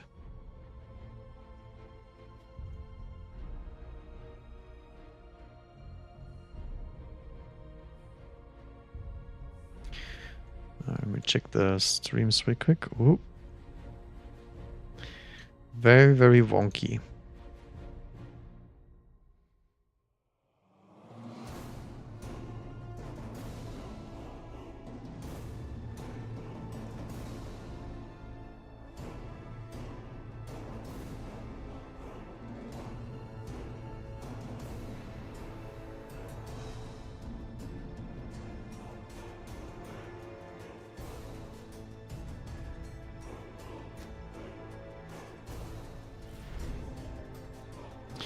Okay, do we have something spicy? Does not look like it. Can go for Stormcaller meme again, but I mean, we have already done that. Amplifying core meme, I don't think exists, as far as I remember. Can go for Typhoons, I guess. I haven't played Typhoons in a long time. Maybe we can make a Typhoon game work here. Into Hounds with armor. Maybe not as nice. Speed spec also. I guess this could be a defend angle.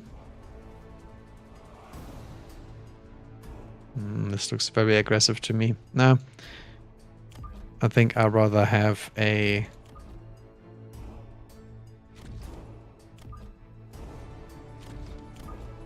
diff setup in case he is on the hound train.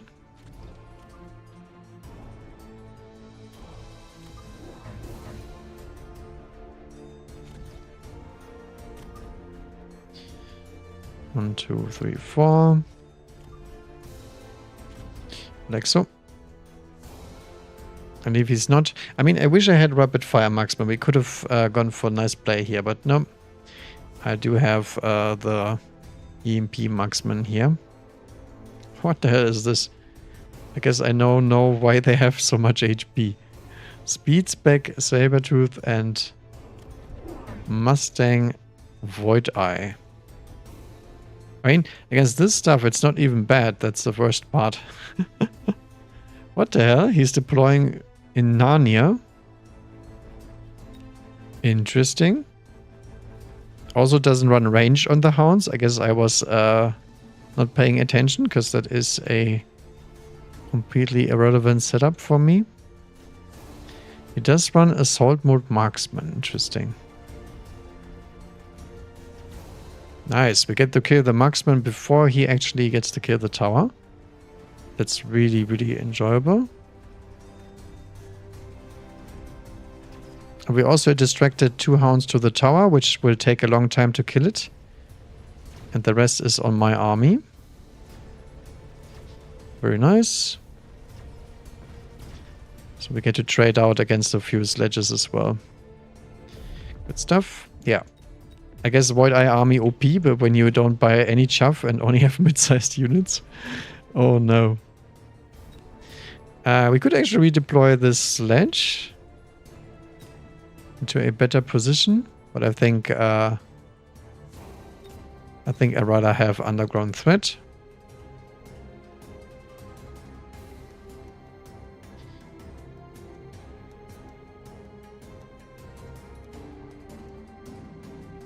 Like, I guess over here sounds good.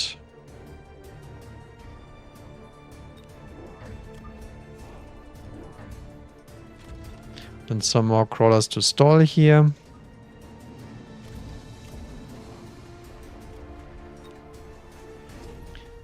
And also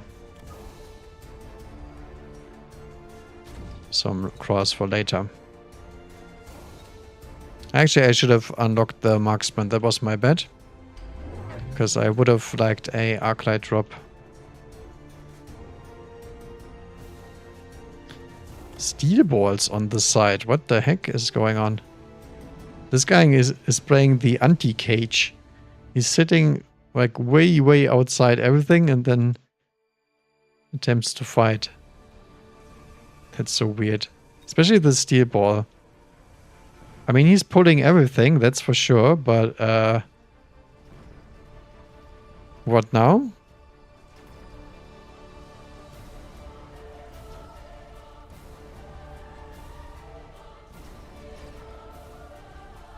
But yeah, long range units are really powerful here, because I have like this whole map to deploy chaff and he just has this one. So I will win the chaff war no matter what. I just need some long range units to finish off this position here. Since he's bunkering down like that. Even my freaking fangs made it to the end of the map because it took so long. Oh no, bunch of void eyes. Pew pew pew. Yeah, nothing on this board there that can beat them. We need some marksmen.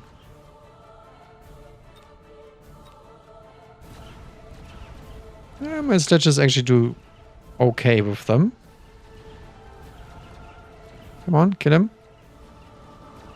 Yeah, Fang's OP. Level 2 Fang right there. Easy peasy. Also means we... Oh, nice. We get to buy bigger sledges. Fire Badger. We do not have any chaff clay. We could go for Fire Badger actually. Phoenix.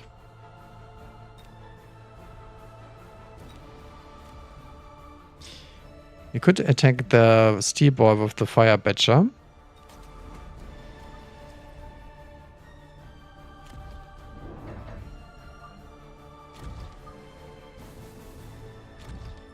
like so. Deploy one crawler.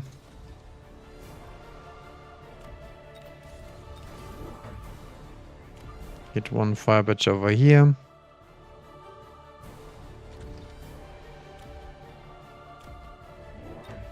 Then I think I will actually drop the Copium Marksman, because there was a Phoenix in a drop and I'm a little bit scared that we die to having 0 anti-air.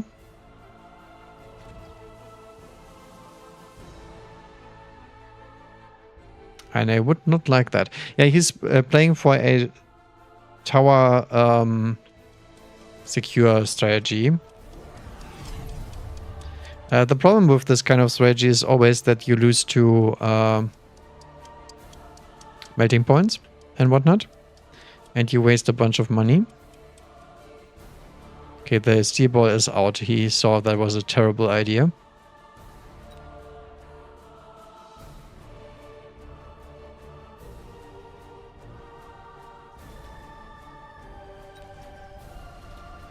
He's pretty weak to hacker for now, which we could also deploy.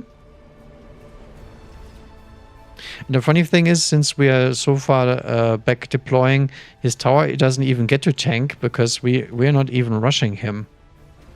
The setup relies on the fact that we are trying to kill him, which we are not. We're just trying to trade. But yeah, we get wrecked here by Fire Badger because we do not have any DPS to speak of. We have one marksman working on these Fire Badgers here. Yeah.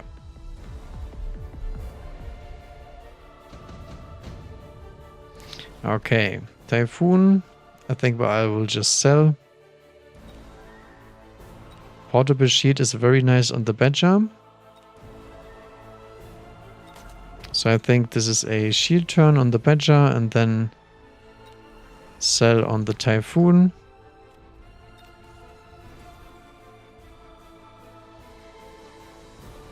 I think actually Hacker would be really nice here because he doesn't really have any chuff to speak of. And we do like killing Fire Badgers with Hackers. And the Hackers have lots of time to waddle across the map.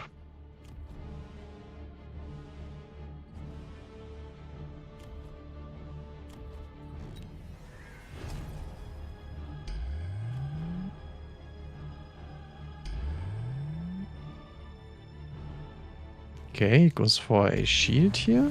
Oh, my guy has extended range for factory. Guess I have to be a little bit careful about that one.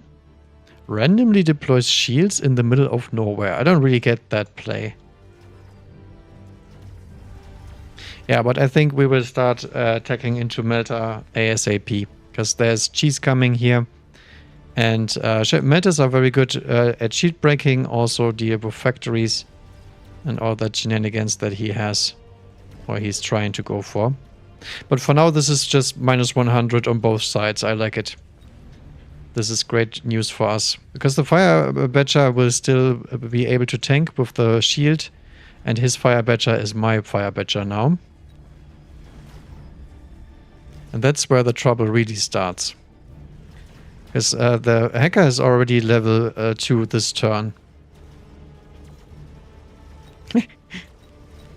I guess we get absolutely flanked out of the wazoo here. How did they not kill their shields here? Guess he did not cover his tower. Wasp drop is very strong here. So is bombardment.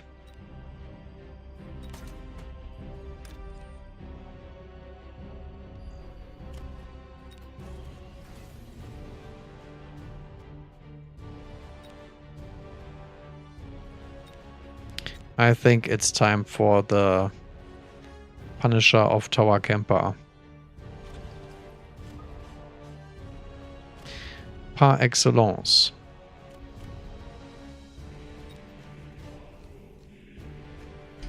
Can go for shields because I don't think he's gonna hit my board with anything else anytime soon. And then we go double hacker here.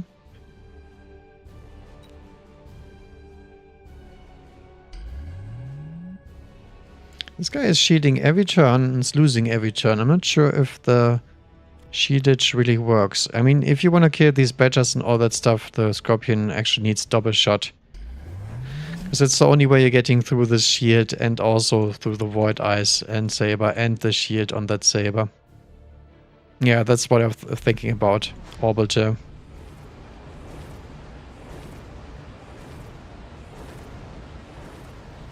I mean, it's fine though. I think I will still keep the shield. The question is, does the hacker die? Yeah, it does. Okay. But it wasn't too bad, I think. Was still okay. The problem is we still do not have anything against Shield Break because he took care of those Stormcallers. But the other side is already screwed over because one Stormcaller is in the game. So I guess that's fine. Hopefully we get to kill that freaking shield. Okay, we do. Yeah. Second hacker is also leveled up.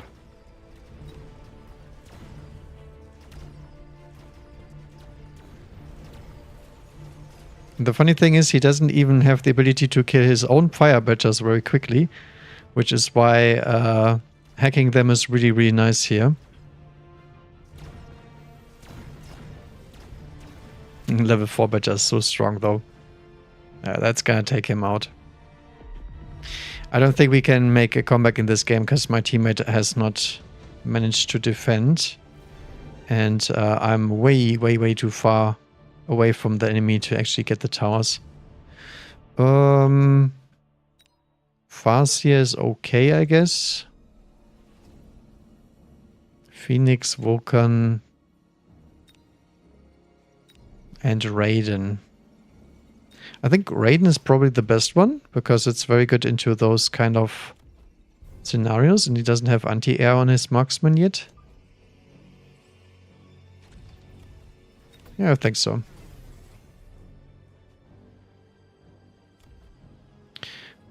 I will also deploy more hackers. We'll fully commit to the hackeroonies.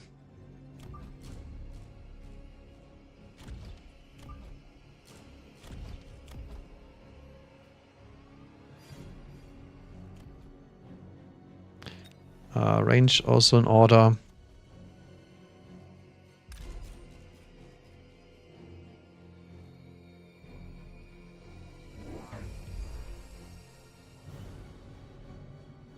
This tower should die to the steel ball, by the way. I'm not sure why my teammate is not even attempting to fight it, because it's only one level. I mean, it's not that tanky.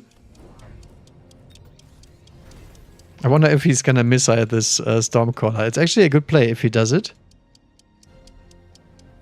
Let's see if Zigger got the moves. No, he does not. He goes for a normal Fire Badger cheese turn. Okay. I mean, it's okay, I guess, but I think the missile was way more cost effective than wasting a turn here. He doesn't even get my crawlers. So, full hacking is now in effect. Your entire board belongs to me.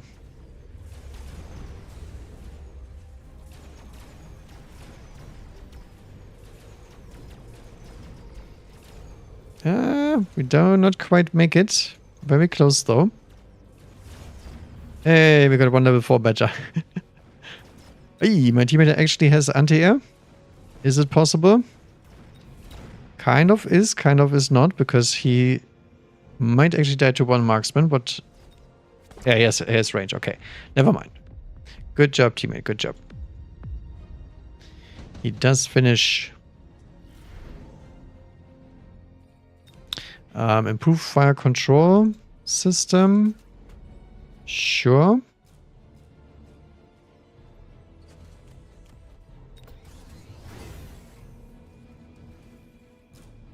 I do believe this is barrier time. And I think I will sell out of the Raiden too. Instead, we will make use of our Copian marksman and just deploy a bunch of them with EMP and range. And that hopefully should be enough to deal with all the Phoenix shenanigans. Actually, the majority of Phoenixes is all on these sides. So I guess we have to go on that one.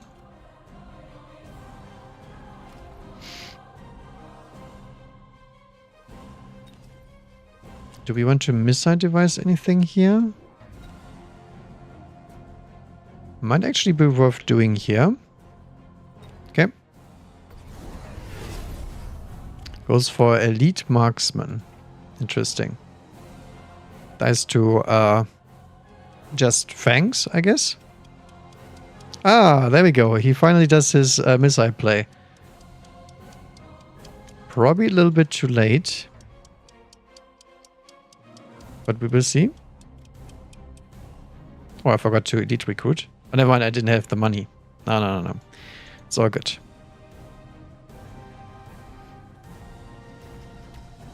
So I think this missile is gonna actually hit the Phoenixes, right? Nice. That's some high value missile right there. Actually, it's not even that high value because the Phoenixes will respawn on this side and I do not have as many marksmen on this side. But I guess it still delays their DPS and this side is then absolutely toast, so I think it's in general a good play. Yeah, and this Giga Hacker has so much damage now, even level 5 Fire Badger can't do anything against that. And we can hack some marksmen on this side, we will deal with the Phoenixes. This is a classic overcommit into 2 carries kind of deal. Teammate does it? He does. Ooh, he has the higher. He actually does have the hacker emote. Very cool. Okay, time to smoke. Smoke him up.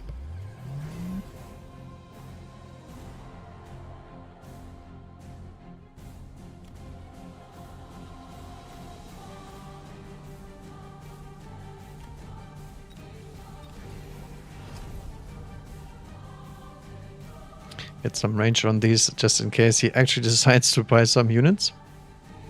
Not sure about that one, but you know. I will actually play around the front here. Then we get some side fangs.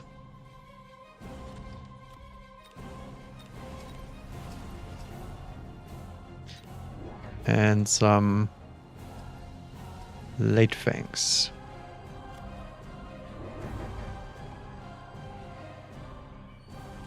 Do I do that missile again? Because it was very useful, but I mean...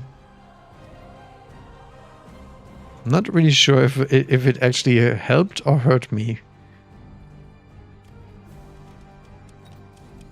Oh, I missed an upgrade on the marksman. Nah, it's okay. I do not care. Mars bubbles and he misses the smoke. Very nice. Good for us.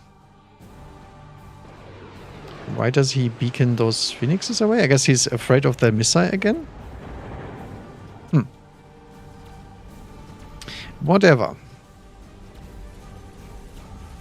Yeah, the problem with the bubbles here is, yes, you debubble the smoke if I was putting some, but there was just way too many bubbles. Pretty sure that's just too expensive. And I already have the Stormcallers on the field, so I do have enough shield break for bubbles. Look at this Giga Hackers. Especially this one. The improved firepower control system is incredibly powerful. There's nothing that out-tanks a hacker with that kind of item. Not even the, what, level 6? Yeah, level 6 fire badgers. I love how these things get out of control so quickly. Ooh, My mate actually lost his side. I did not expect that one. But yeah, we have elite marksman that we hacked from the other side. So I guess his teammate is destroying him with this one marksman. Good job, marksman. GG.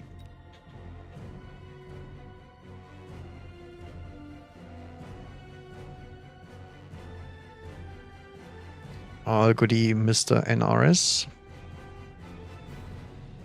I got you. Or actually, your opponent got you. Because that's what I hacked. I think my marksman wouldn't have actually made it. Because of the fact that we didn't get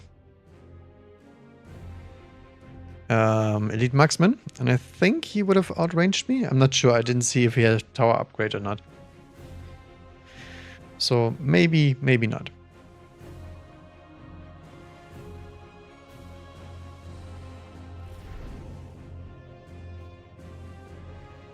Okay.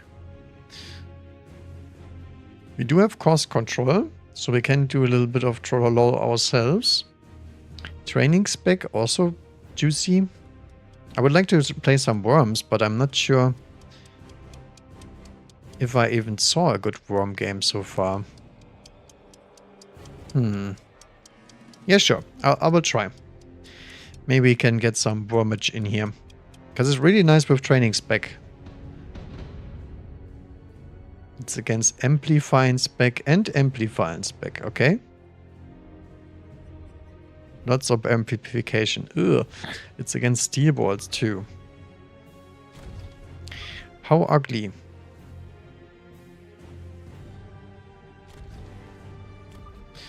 So I think I will actually try and fortify this flank.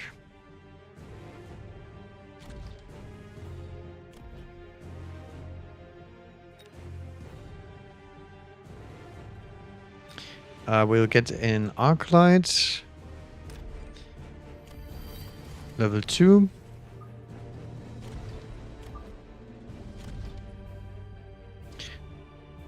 He already has an Arclight in the middle, so I guess I will send a second Fang unit for the inside protection. Or do we just go more inside anyway?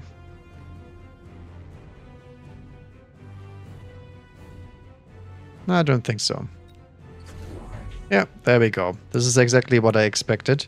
That's why I'm sitting here and just sending one Fang here. So they go in double ASIM push on both sides. Into missile spec. Look at this missile here. I do like the amplified hounds though. That's actually quite juicy. Yeah, this is not juicy. This is bad setup. Because you get to get pelted by the Stormcallers with all your chaff and all your mid-sized units. That's actually quite painful. I think the Arclight could have been even more backwards. Because now it's gonna feed a bunch of XP to the steel balls. Yeah, I think it's still okay.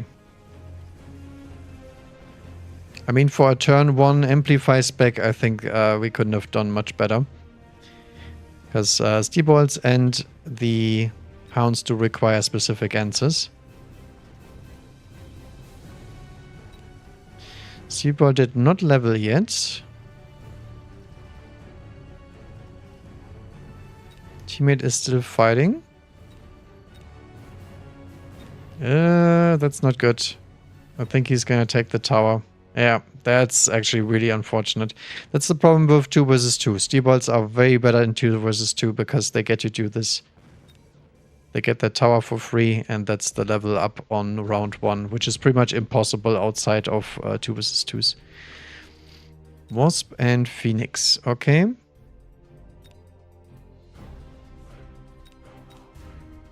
I think Farseer is correct. As always.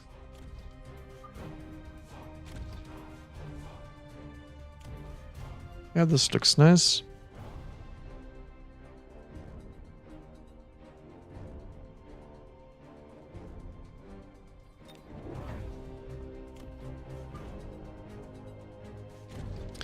One more Arclight.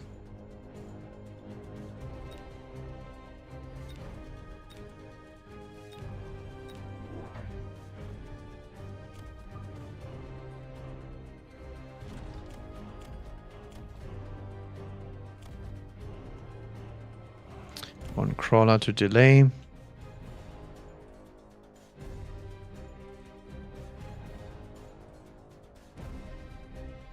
Could also go for an attack here, probably. Yeah, sure. Would have liked to deploy some more Arclights, but I guess we can only do so on next turn. Because Arclights are quite nice here against all of this stuff. They only die to the Crawler later, but I guess we can just deploy some Mustangs. If he goes for Wasp here, that would be nice, because then we can get to go for Mustang as our secondary chaff clear, and then the Arclights can perform. No, he just goes for the Farseer instead. Okay. Yeah, this was also quite obvious, so we need to deploy a unit here. But for now, we do have a bunch of steel balls with level 2 out of the fire entirely, which is really, really nice. Good value on that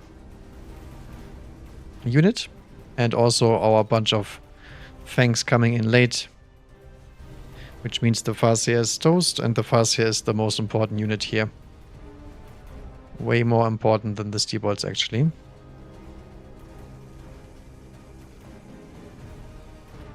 Oh, I didn't quite make it, but almost did.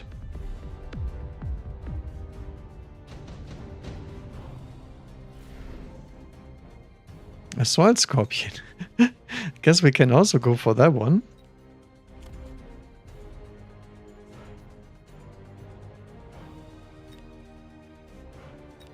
Assault Scorpion and EMAC. I think EMAC is by far the coolest one here.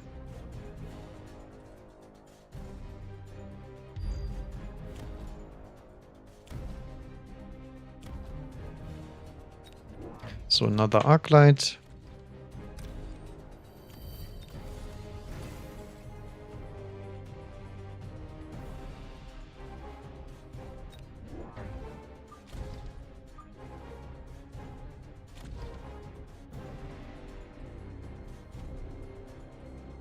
I also think range is probably in order.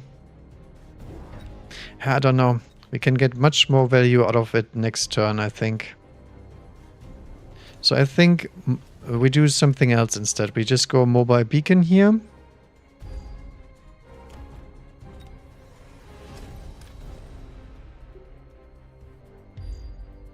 Oil play and this one.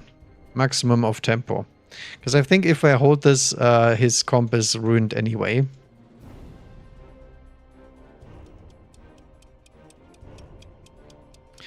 Teammate is going for a normal defense pretty much. Did take supply enhancement for some reason. Ah, he goes for the shield. So he's a full-blown cheese lord. Okay. Good to know. But now you are oiled for the next millennia. And half of your army is in Narnia. Currently waiting to get dumpstered later. Also going through the oil, by the way. But yeah. The shield here is pretty nice though. I will give him that. Not for this turn, but maybe for later turns. But yeah, this is maximum Stormcaller value.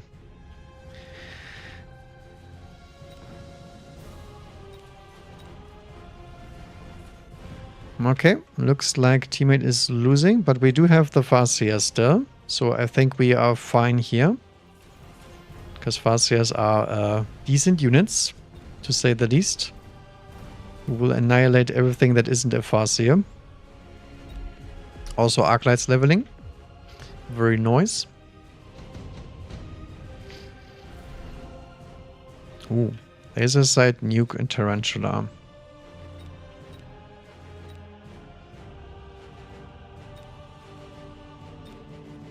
I think I do like the laser sights here.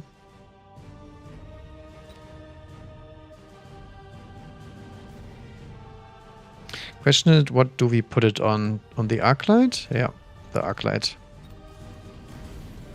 Okay, Farseer. And unless he wants to missile this every turn, we kill those for free.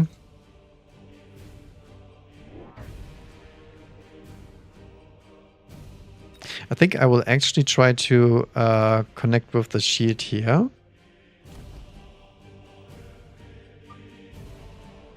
Does this even work? I do wonder. Did we drag some crawlers from the other side, by the way? Maybe we did. I will missile one here just in case he goes for a cheese here, which he should.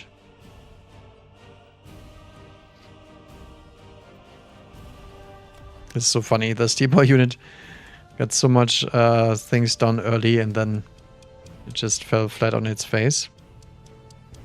So hopefully I can burst this down and then I have some steel bolts for later, which is not really a bad thing in general. Doesn't look like it works. Dang it.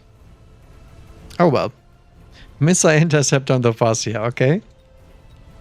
If he wants that.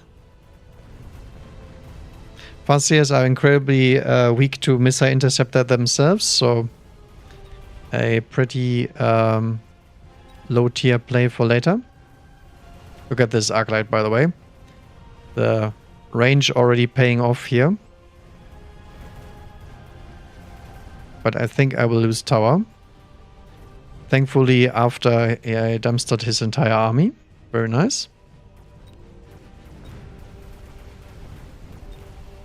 Tarantula without any range upgrades? Okay, bye-bye. Free XP for me. And yeah, that's why these tempo pushes doesn't work. They do work unless you are playing very defensively and your opponent is very greedy. Efficient tech research, photon coating. Subcrawler is useless. I mean, tech could be worth it. I think yes.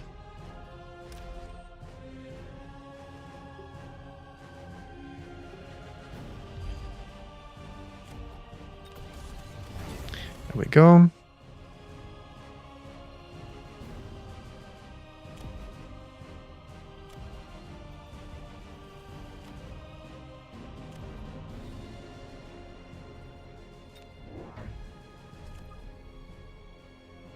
Guess we can send one more Arclight here.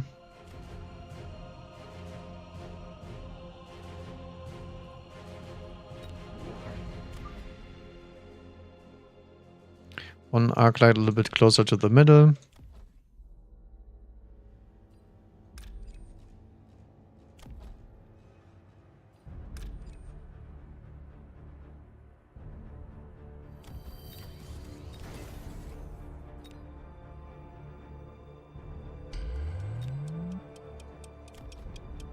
We'll add a missile interceptor here.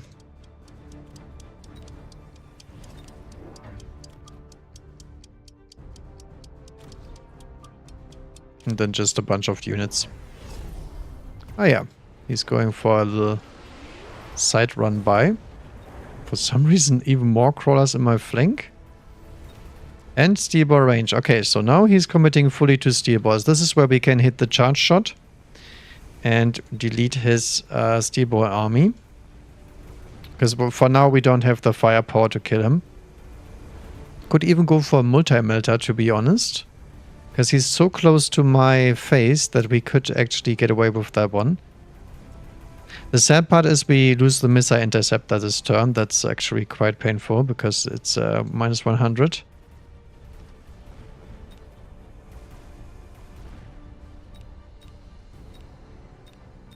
But this is nice to know. So steel ball it is with advanced power system. Yeah, he is going for the full cheese attack. So I think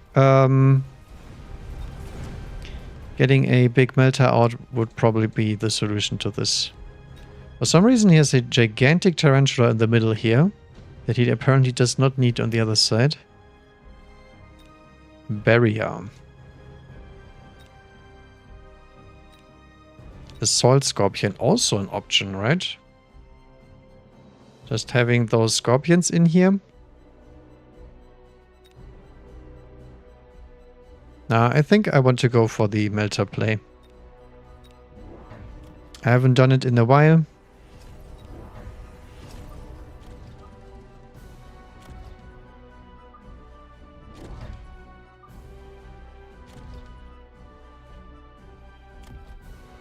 And this is just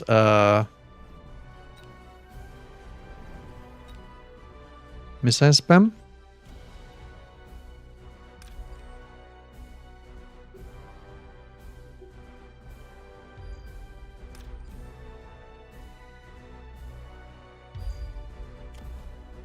Like so.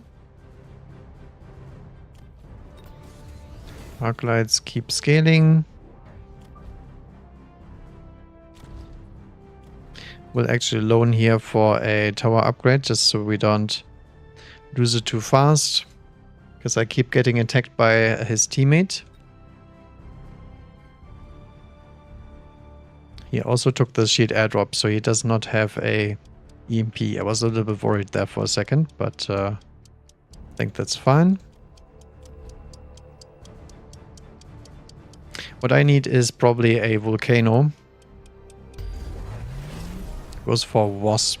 Okay. It's a juicy EMP still, I think. Because it enables us, our Stormcaller, to do something more here.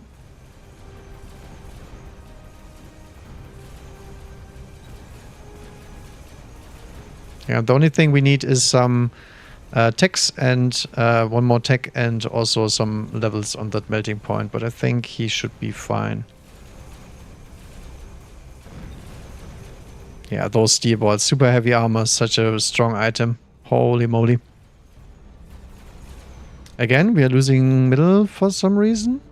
I have no idea what's happening on the other side. It's just elite tarantulas apparently. Okay, Wraith is a very good one. Actually, I like the Wraith one even more. Even though the Wasp would beat the Wraith. Could also go for Badger instead.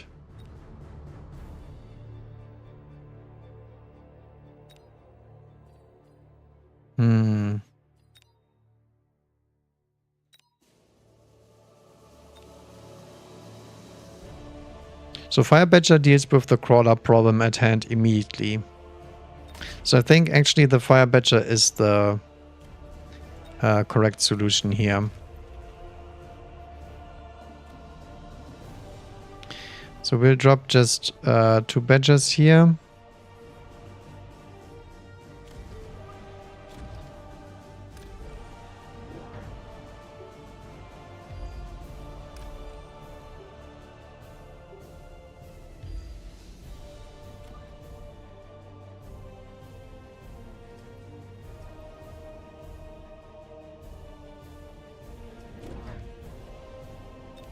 Range the Badger.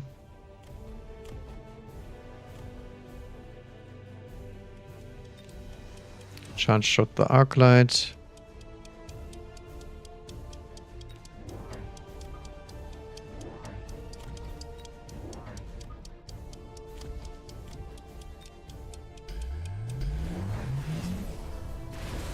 And he goes for Raiden, okay?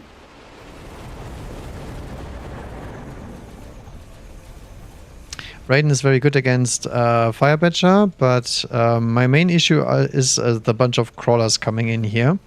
So now we can deal with the steel balls and we can also deal with the crawlers. The only thing we cannot deal with yet are the Wasp. That's the main concern here.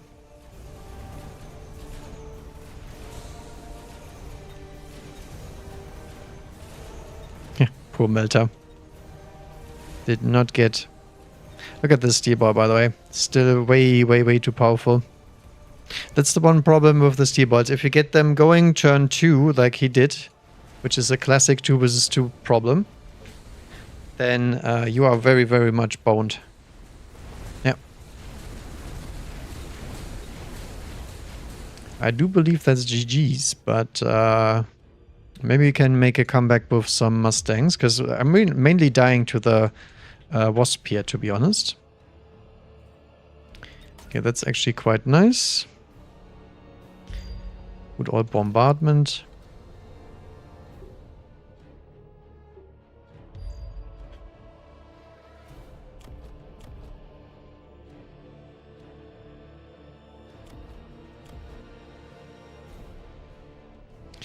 Okay, so Mustang time.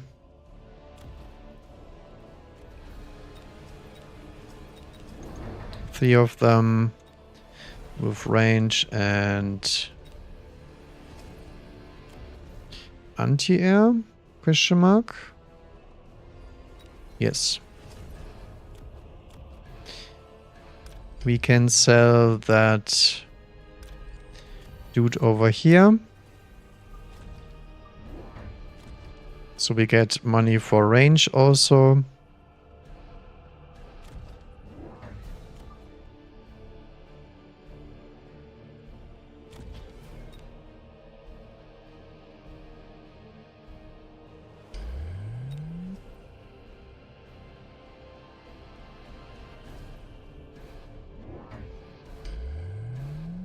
Like so.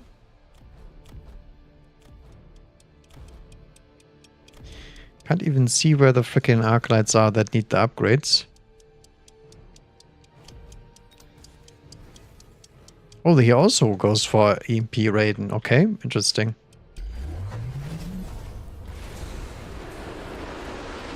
So this should favor me, unless our orbiters all whiff. Because that would mean that the Wasp just disappear for this turn.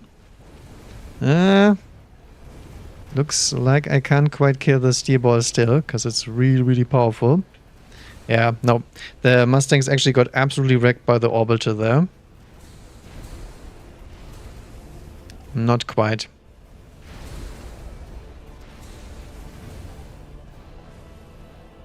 Yeah, it's GG, as I said. GG.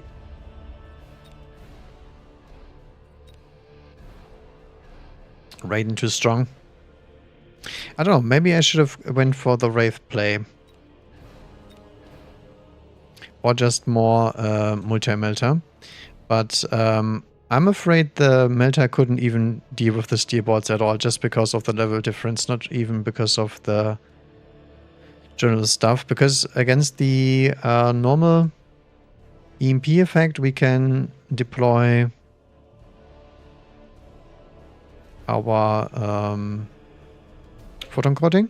That wouldn't be an issue, but I don't think I had the money to go for photon coating. Maybe I should have went for the overlords. Because overlords would have been pretty nice, but he has a little bit too much crawlers there for me to able to defend that. Okay, we can go for another giant spec game. Get another Firebadger spec also.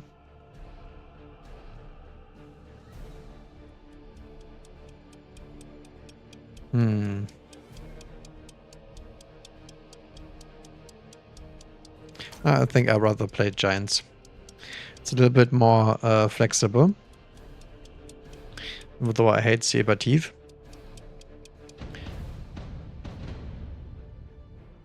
Saber against Steel Ball also doesn't sound very promising. What do we do against that? Probably just Fangs, to be fair.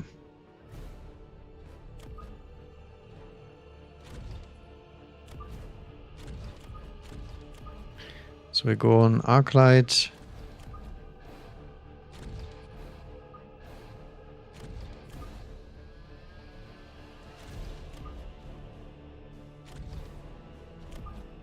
Or Arclight for now, defense, and then for the flank I would like to have a late Arclight for sure.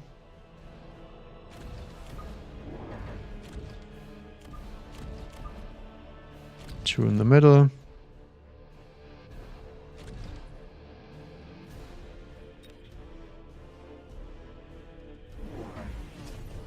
Okay, turn 1 Armor Pen Arclight. Tarantula. What the heck is going on? And also Elite Sledgehammer turn 1 into freaking Sabertooth. The only unit that can one-shot the same unit turn 1. I'm not sure about that one. Yeah, well, I guess I should have anticipated more Sabertooth. We could go for a Raiden game here ourselves, because that looks pretty nice for Raidens here.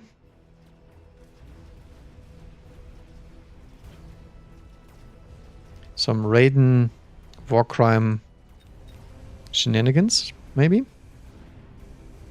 Oh no, my poor Saber. RIP. Death by 1,000 steel ball cuts. I just want the Saber to be able to shoot one sledge, but I'm afraid if we don't get our tough clear going here, we're not doing it. Yeah, Arclight gets some nice XP there. It's nice.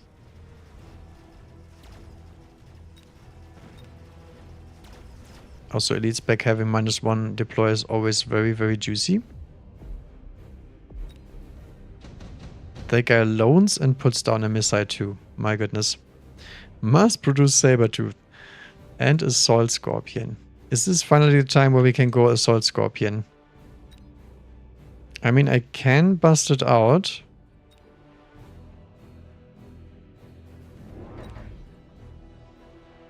Yeah, sure. Problem is we don't get to deploy a giant this turn, which is very sad.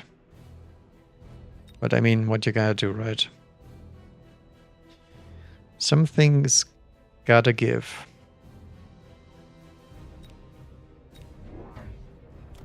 So I will deploy a Stormcrawler for now. To deal with those pesky steel balls there.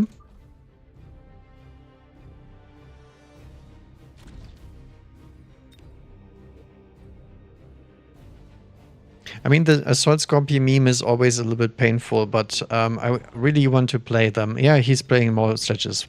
Thank God. The Elite Spec guy also went Assault Scorpion. Cool, cool.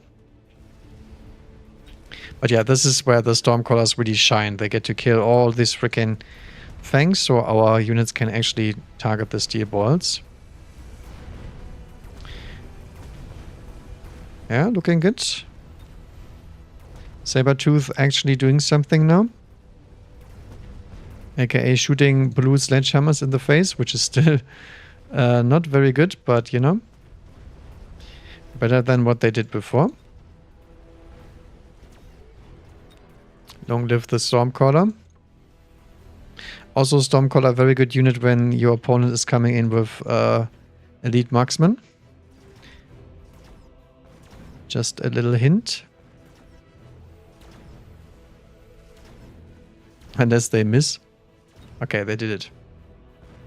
I think this one looks a little bit iffy. Wow, this one sniped him first volley mid-air. Not bad, not bad. Ah, look at that. Do we want to go for the Sandworm memes? I mean, he already has steel balls. That's actually quite bad. No, he's just Fang gaming with some sledgehammers in front so far.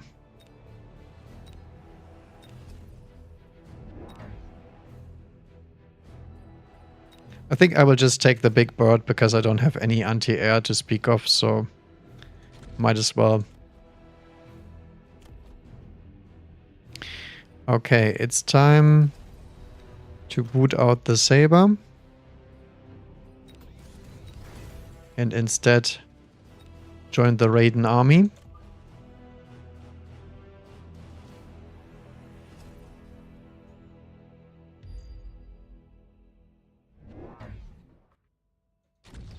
Somewhere over there.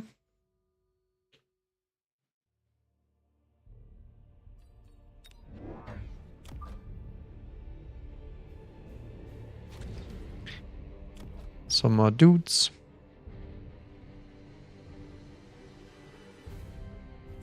Can even upgrade the Stormcaller because, I mean, what is he gonna do? Deploy an interceptor? I don't think so. The high value Stormcaller is always the greatest. One Phoenix, one Stormcaller is all you need. Because they will force reactions. If they don't, you win the game anyway. Alright, okay. He's committing fully to Sledgehammer. So I guess Assault Scorpion coming up next. I also do enjoy those fire badgers because we get to kill those for free. This is a free XP farm, pretty much. And then we have naked sledges on the sides. Look at that. Juiced. Very, very juicy.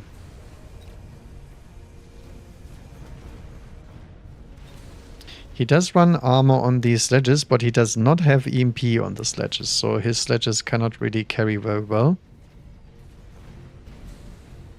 And none of this shoots up. Oh, there's a worm here. Random wormage from my teammate.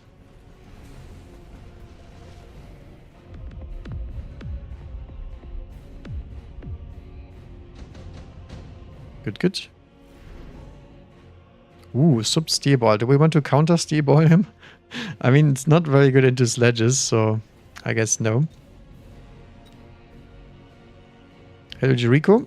Welcome to the stream. It's round 4 super supply. Do we get baited here? Extended range Phoenix is also nice. Do I run EMP? I do. Because that's actually really powerful late game.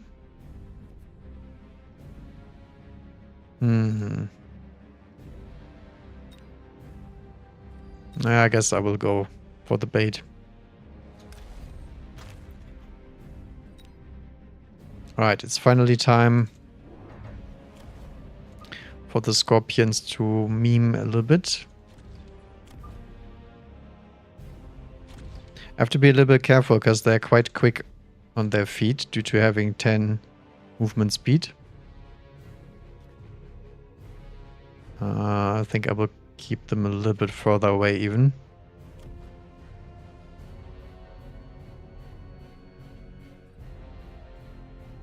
And then since we do need some time to deal with the fire badgers, I might as well just drop oil. Okay. Oh, he loans. These guys are the loan team. The other guy already loaned. He does loan as well. Oh, he's actually loaning every turn now. What a gangster. Questionable financial advice, but, you know. Assault Scorpion goes boom. And everything else gets stuck until the Scorpion has time for them. Oh, what the hell? Something backdoored my poor tower. But that's okay. Just let me fire at those sledges. Come on. Nice. But yeah, it was about time that something is done about this tower. And if it's just crawlers, I mean, I do not care at all, because we're gonna get into Vulcan territory here very soon. And this few fangs here cannot do anything about our superior air force. Provided by Giant Spec. Anybody not take the super supply? No, we are all on the super supply. Okay. Tank production. Actually really nice for the Raiden.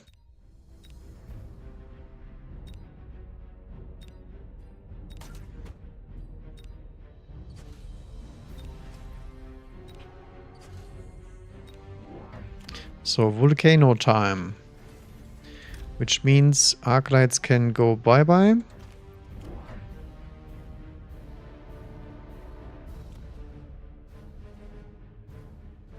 Assault Scorp, 20% HP.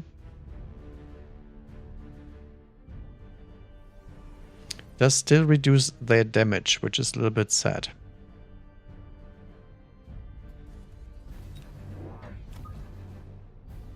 I'm doing fine, Yuriko. Thank you for asking. I mean, it's Friday. How can you not be fine, right? Okay, Volcano more to the inside.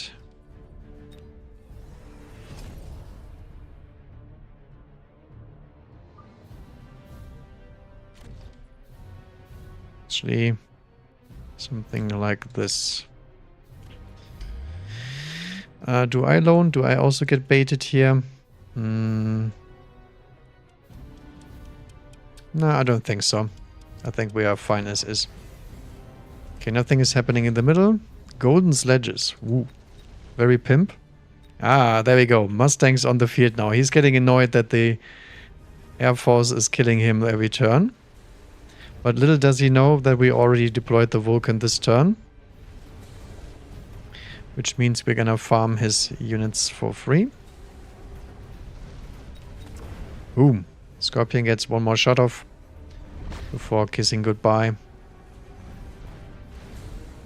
And none of the Mustangs did actually survive. Raiden still untouched.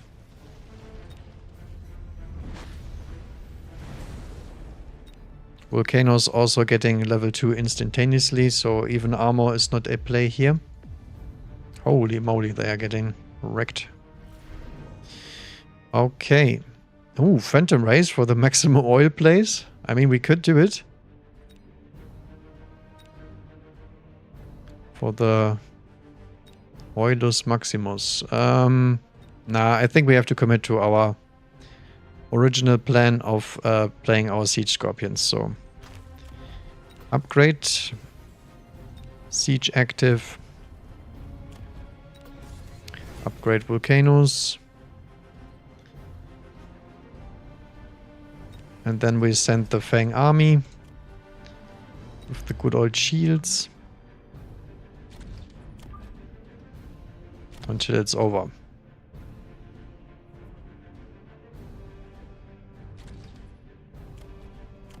Do we want to upgrade the Stormcaller even further? I mean, it's really, really cost effective, this game. Nah, we are fine.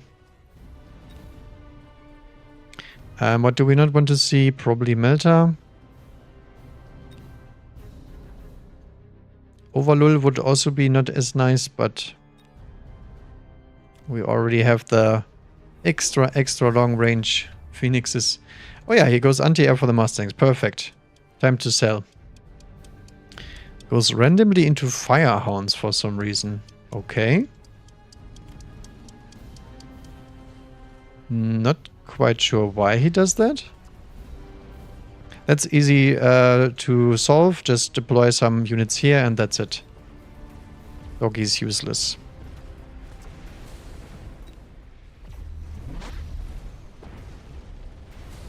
We do need another Vulcan here.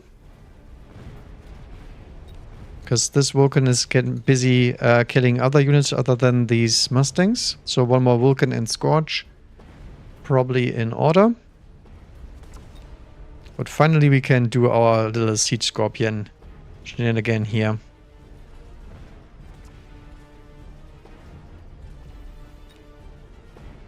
And there's not even a ranged sledgehammer here. Ah, it's already over. Yeah, it is. Okay. I mean, what can you do? It was a little bit of an underdog game. The Fangs. Nah, I don't think so. Nope. We still 8k for the Fangs. Or we just take the Phoenix and leave. But I think the Fang skin is very more important. Because we get deploy more of them. What's my MMR here? 1800. Okay. Also quite low.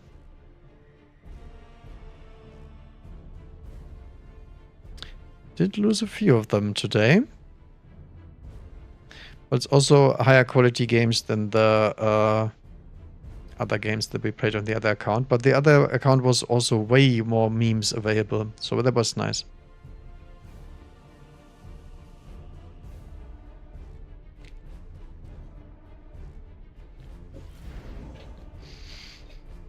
Ooh, this is another Farseer cell round. I mean, the rest doesn't look that nice.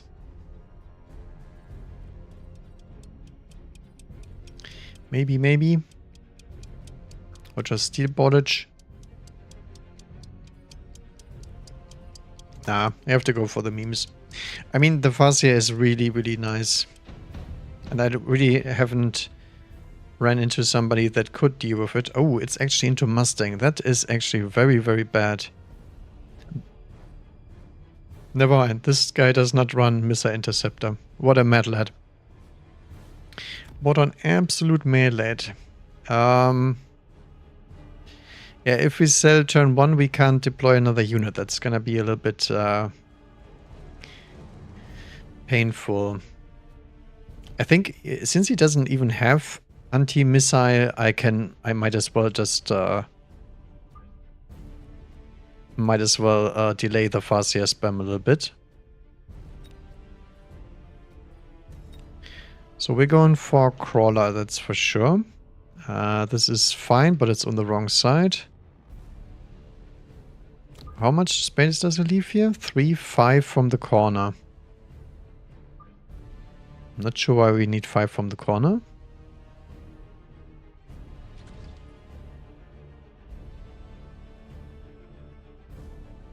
Yeah, I don't know.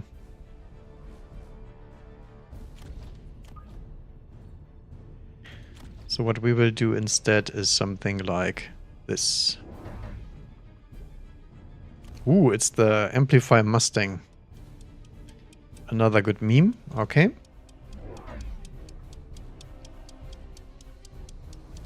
He just goes for the boring crawler attack. Okay. Yeah, my teammate is very fast to die here because he has all of these crawlers at the same position. So these Arclights will get absolutely fed. Probably need something here to distract the Mustang firepower. I mean, the problem is by themselves. Don't really need... If I don't sell them, I probably cannot get into Farseer anyway. We'll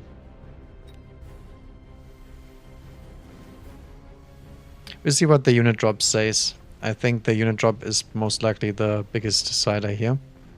Yeah, spiders get absolutely wasted by the Stormcaller. Good thing I didn't deploy anything in the middle, because that would have been a disaster. Ah, there we go. Unit drops. Nothing really interesting other than Typhoon. We could actually go for Typhoon Farseer. I've never seen that one played before. But we do already have the aggressive position. And Typhoon does very well into those Mustangs.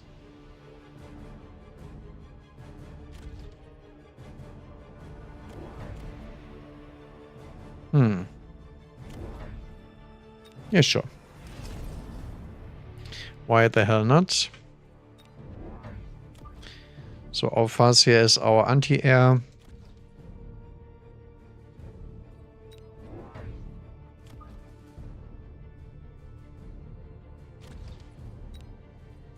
Some late crawlers as well. Middle is looking a little bit sus, not gonna lie, but the only thing I'm sending towards the middle is the one crawler, so I think that's fine. If I see this kind of deploy, I'm not gonna bother too much with the middle. Ooh, there's Typhoons coming too. Interesting. Area spec, supply spec. So my guy goes for steel bolts instead, so I guess we need to outdamage the balls with our Farseer. That's actually quite hard to do. Or do we need a Scorpion support here? We might.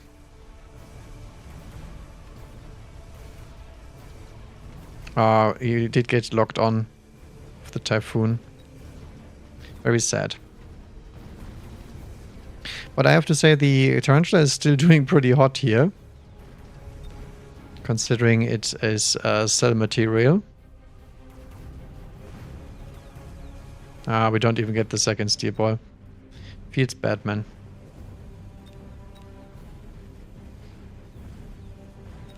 He's getting absolutely hosed by those Stormcallers. Who would have guessed? Oh yeah, that's why my gun does not run armor on these steel bolts. It's actually quite nice, so we can go with the Typhoon fun build still. Rhino drop. It's actually quite powerful here.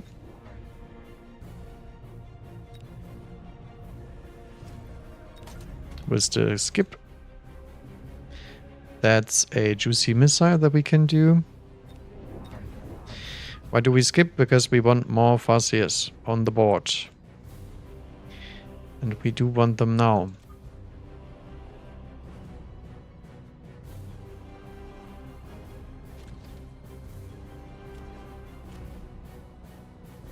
Missing a cell here, but I don't think I want to sell the Tarantula. Not yet. Ha! The Ares spec cannot help himself and still goes for the Wraith. Okay. Funny enough, the improved Overlord does not actually do that much into the Farseer spam, because the Farseer will still beat it. Unless I don't have any chuff, then I guess the Warlord will win. In the middle, nothing changed.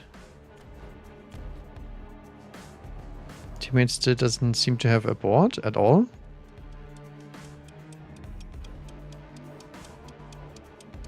A little bit odd looking. More steel balls, okay. Yeah, I guess we have to get a counterattack against that. Wow, he also goes for the missile. Why would he do that? It doesn't matter. My missile is worth more because my Typhoons get to kill the Mustangs now. But this is a huge blob of steel balls here. I need to get some sort of counterattack going here. I don't have enough AoE damage to be able to kill that much units. Even with Farseer power. Actually, the Farseers do quite well here. Again, Wraith is not an issue at all. Wow, we actually punched through the entire army. Look at those Typhoon HPs. My goodness. 0. And we die to Stormcaller. Feels bad, man. Yeah, that was quite a nasty debuff. And it's also level 2 Stormcallers, which is even worse.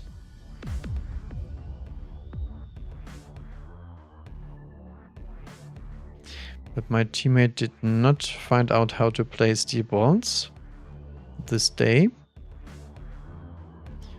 Maybe he will figure it out. Okay. Who is gone missing?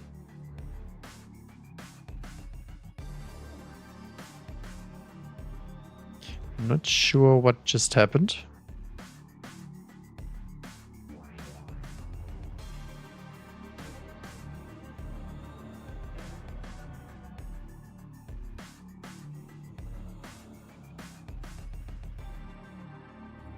Hmm.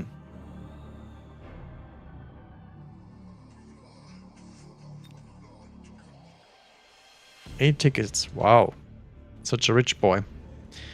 Ooh, improved War Factory. That's actually quite nasty as well. Yeah, I think instead we do add more Farseers.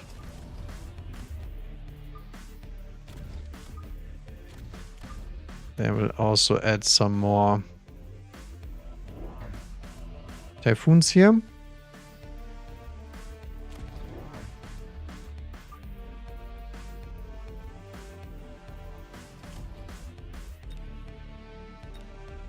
Okay, Farseer, Amplify, Aerial, and something else. Okay.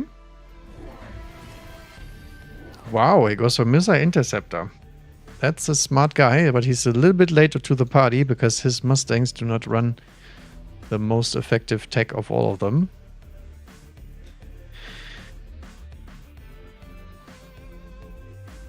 Okay, no, I feel like nothing happens on this board. Where is his money?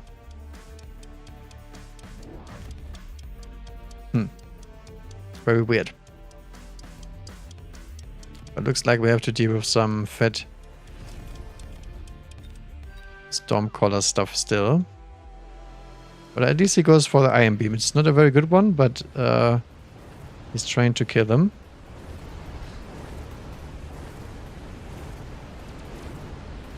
Nice. I think the Orbiter was fine. Nice. And also the Typhoon level, that's really good. Because I want some Typhoon levels for sure. So this comp gets at least a little bit more tanky. Now we should get some XP on the Farseers here as well. The funny thing is, I know he can't get Farseers because I already own all of the Farseers in this game. Which means he also doesn't get the missile attack on this one either. Yeah, look at that. Triple level up. Actually quadruple level up. Phantom Ray and Fire Badger.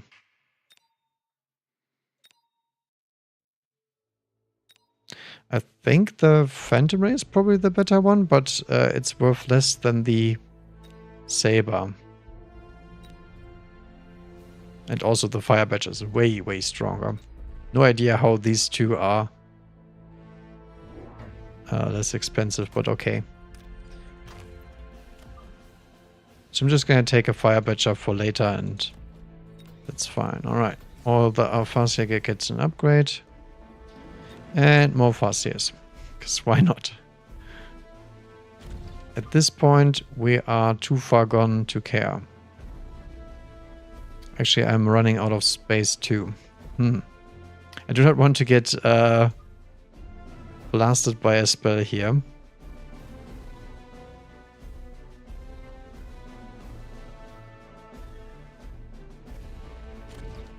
Yeah, I couldn't put it more forward. Why not?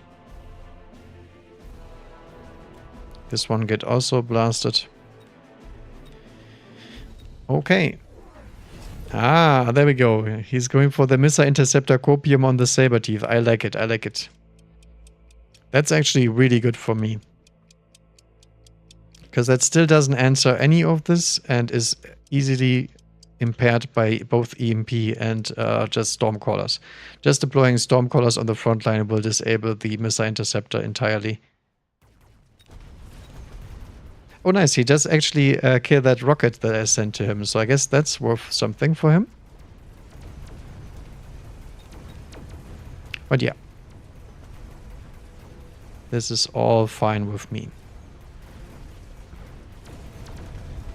Farseers require specific answers, and he does not seem to know what the answer to that question is.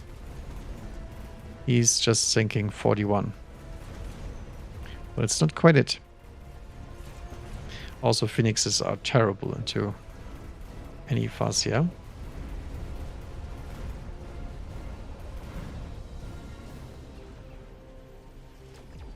I might actually need to click Scanning Radar next.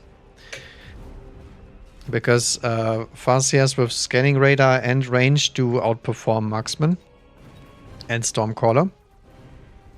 But I think I will probably get the Interceptor tech on the Farseers, because my teammate is killing me with those Stormcallers every time. But yeah, that's a lot of damage right there. Ooh, extended range Sabertooth. He actually gets the proper cards here. Could Lightning Storm his teammate. I think I like that.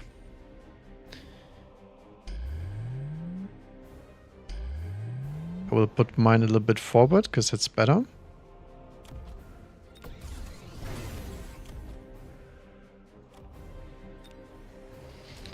Okay, I think we will loan here for sure.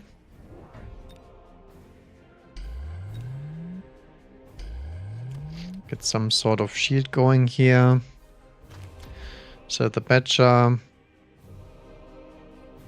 We go Radar. I mean, it's not that good. I think EMP is just stronger overall.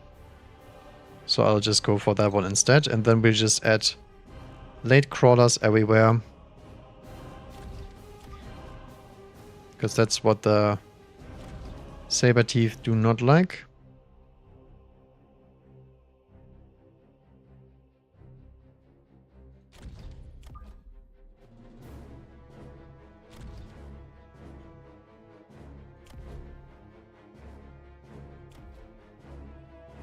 little bit worried about this tower, to be fair, but I mean, what can you do, right?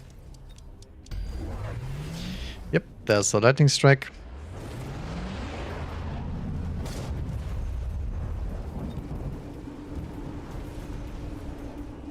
Look at that instant EMP hit on that Sabertooth. So far for Missile Interceptor. Do we Shrek'd his teammate? Kind of. I mean, we broke through one side with the double lightning, but other than that, it's not looking too hot. Yeah, but I think I still have enough firepower left on my side. It's not quite. Get that Saber? Ah, it did not manage to do it.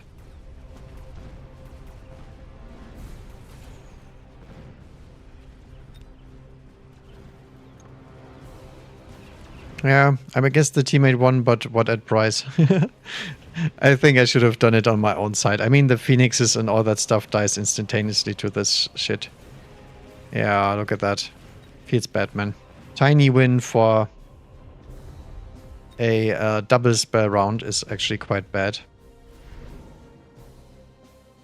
KSD production, absorption, and ampli core. I think I do like the amplifying core.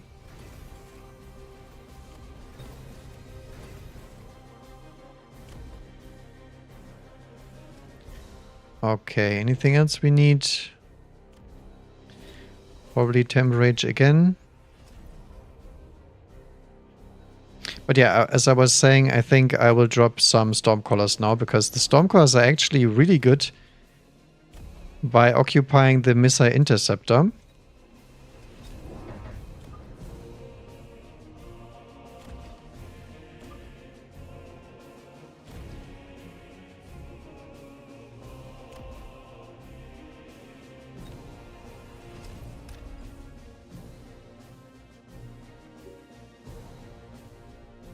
Then we should also play around our range advantage. Even more interceptors. Okay. I think I would just drop more Stormcallers and hit Launcher Overlord, I think. Or actually even just a Vulcan. Vulcan is also very nice here. I really don't like these naked aerial mode Void Eyes. That seems to be a very gimmicky thing to do. But we'll see.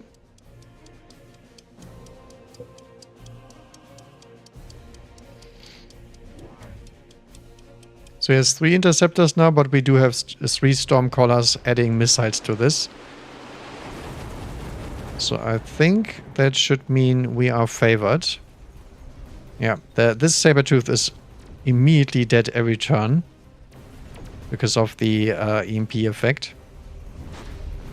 Yeah, we got them all. I think as soon as I click scanning radar, we will outrange everything he has. We do need some late Fangs here. And as I said, we need Launcher Overlord. There's still Mustangs shooting at my Farseers, and that cannot be accepted. Let's hope we get to kill the Interceptors, because otherwise we are in trouble here. Come on. Kill them.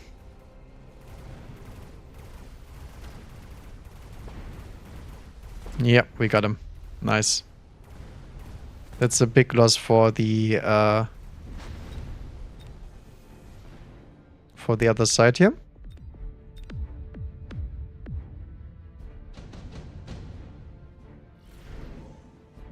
Okay, Volcano. Yeah, I think Volcano is what I am missing here in the comp.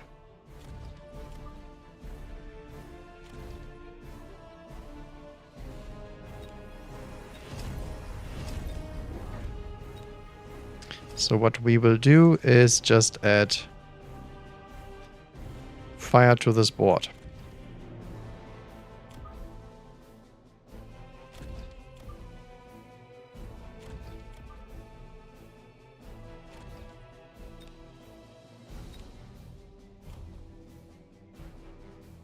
Okay, that's gonna be interesting. Lots of firestorms.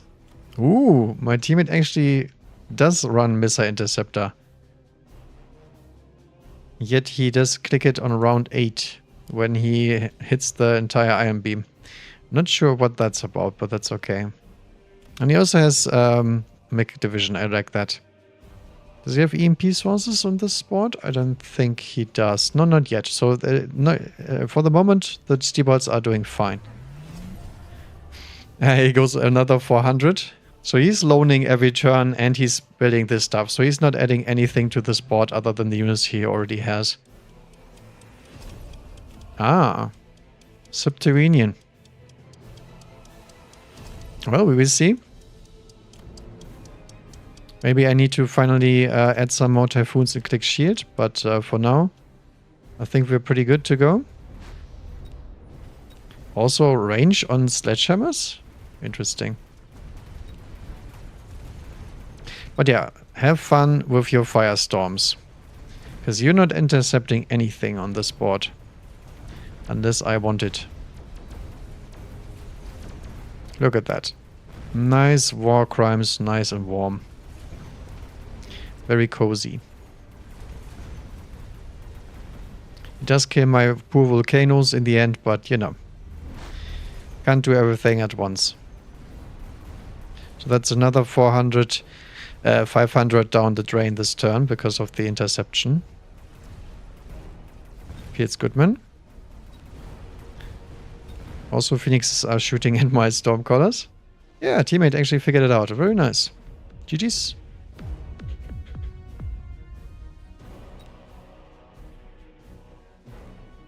Too bad nobody bet on wins. Okay. Very weird as per usual, but you know.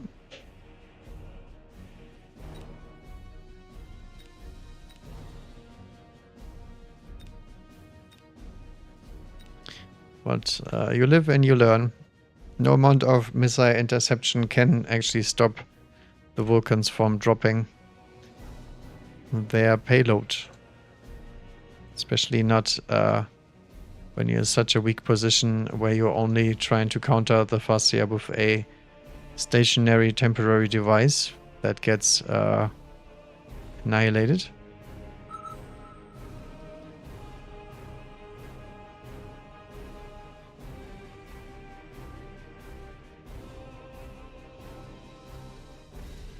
Right, one more.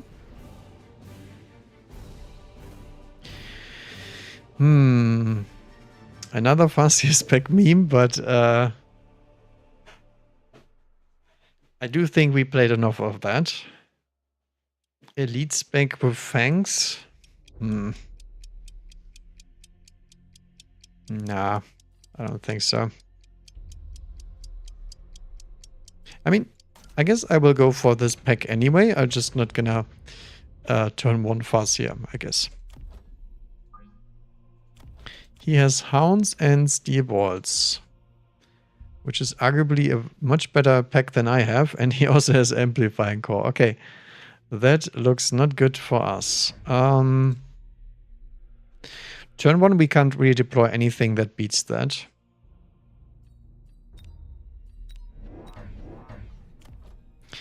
Maybe we can go for some ball meme. It's not that great into Hound, I would say. Yeah, something like this probably, right?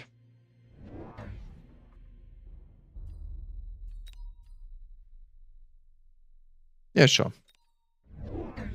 And he goes into the middle. Okay, I'm fine with that. Because I can drag his units from the middle to me, that's not an issue. What the hell is this? It's the spider train on Daedra. Okay. What does he have? Missile spec?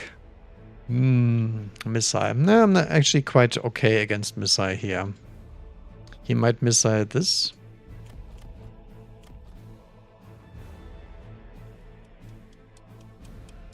Yeah, maybe. So there is a dog, half a steel ball, and an arc light in the middle. It's actually not that scary.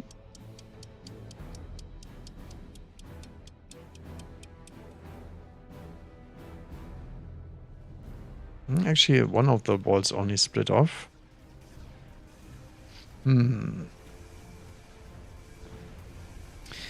Needs to be chaff clear over here, so we can get to the tower. Yeah, I think we reach tower first. The question is that useful? Because debuffs kill towers very, very quickly, even when they are debuffed.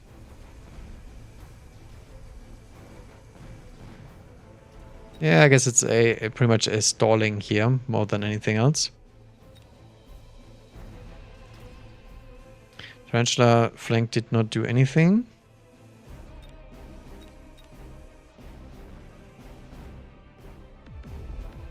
Yeah, not the greatest start, but I mean, it's Amplify specs are really, really tough to beat, and I already have the worst unit set up here.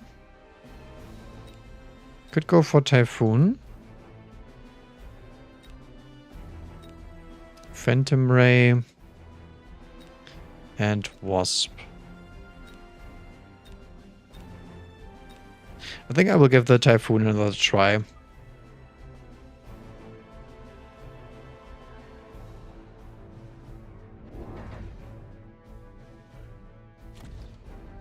Maybe like so.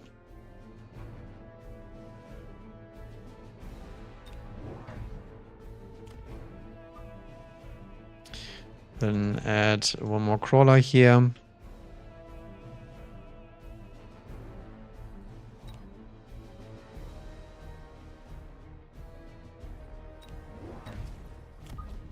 And crawl on the back just in case.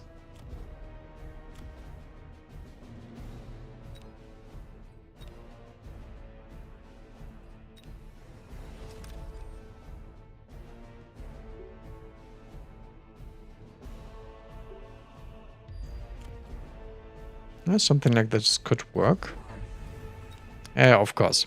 Goddamn missile strikes always from the other side or my side. Even if it's not even a good missile strike. That's something I do not understand at all. Was way stronger on the other side with the Tarantula push. But it looks like he does not need a push defense whatsoever.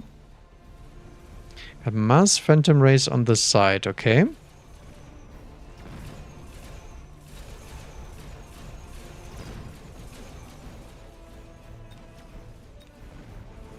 Steel Ball has not leveled, that's actually quite good. But we still don't have any answers to anything on the board. All of this gets countered by Raiden, but I'm not sure how I'm supposed to get into Raiden. I guess with the Farseers. Farseer are also very good against this. But also very expensive to do so. So, meh. Not sure about that one. Ooh, Elite Mustang actually would work. Does he run armor upgrade? He does not. Okay. I guess we can just try to out carry him with Typhoon then?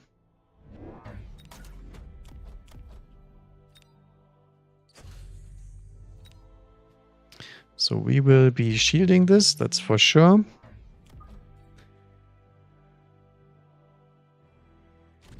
And then over here another Typhoon.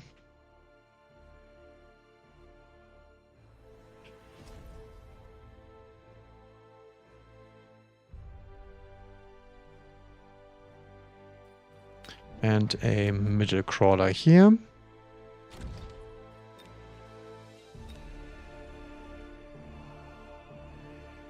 Can we stop anything here? Yes, kind of. Though I would argue, yeah, there's a crawler splitting here, so not a good idea, I don't think. So we delay this one a little bit.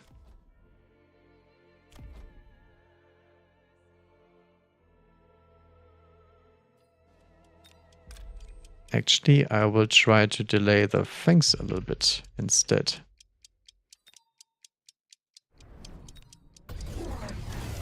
Okay, double Steel Ball leverage and Elite Mustang picked. Okay, yeah, his teammate is again targeting me. That's why the shield is here. Exactly because of this sheet.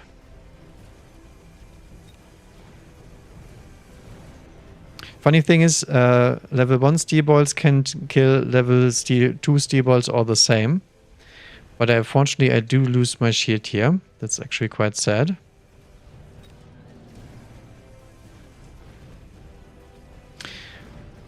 Ooh, Typhoon actually manages to kill the steel ball here because of the item. Yeah, but we get ganked by everything else here. Because I cannot hold the tower. And teammate cannot hold anything either because he invested too early into Wasp. Which do die to the Mustangs.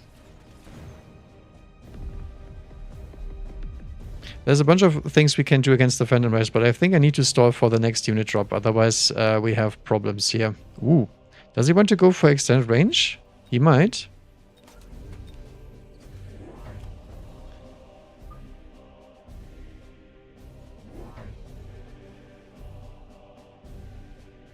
Can actually go for a Farseer flank, but I'm not sure if that's as nice.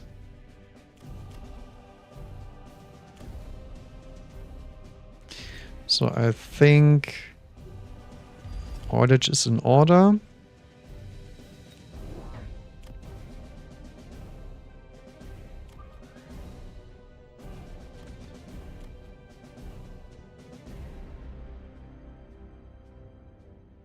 Could actually go for the anti-air on the Typhoon, but I don't think it's worth something right now.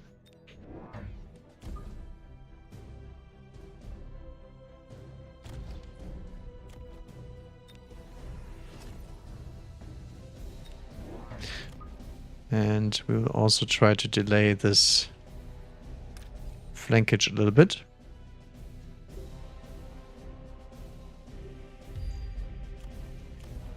And improved attack as well. Goes for Hounds. Okay, that's fine with me. Because the Typhoons already have their items, so they can do the chef clearing pretty well.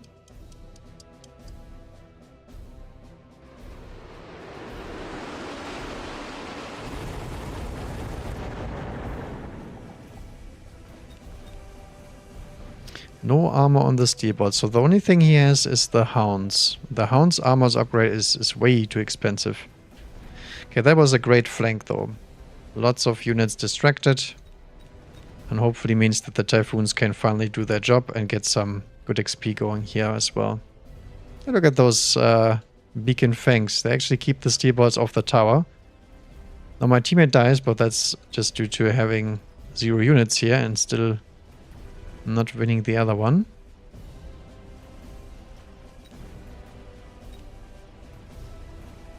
Okay, Typhoons do make it.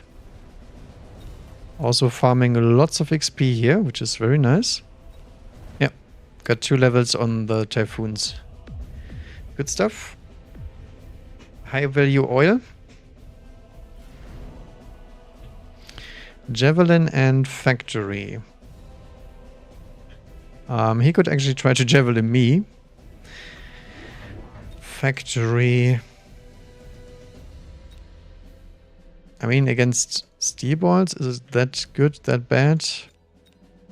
I think I will skip for now. I will take the upgrades on the Typhoons, even though I know they will probably get sniped this turn.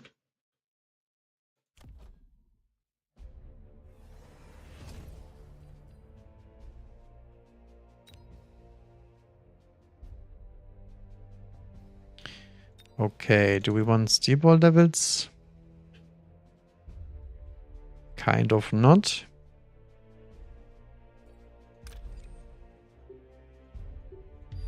Fang gets to make his crosswalk again for sure.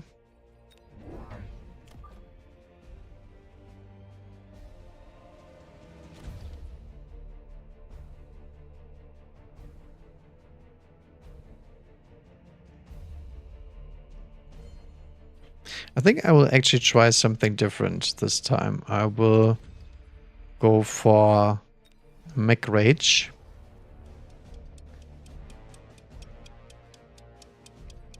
And try to burst him down. And speed. Yeah, this is what I expected. That's why I was saying this level is wasted. But look at that. We outspeeded the missile. Did get ahead a little bit, but not that much. Nice. Look at that. Juicy levels on the Typhoon, which is one of the harder things to do because the Typhoon is actually quite a good unit, but it does require some leverage, which we do get now. Perfect. Now, obviously, we get slowed by the oil ourselves, which is a little bit bad, but you know.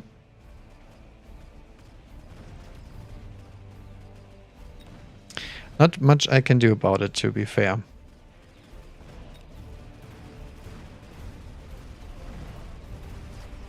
Nice, we get to crab attack the other side as well. Alright, so Typhoons are all doing very well here. Ah, there's the Raiden we were waiting for.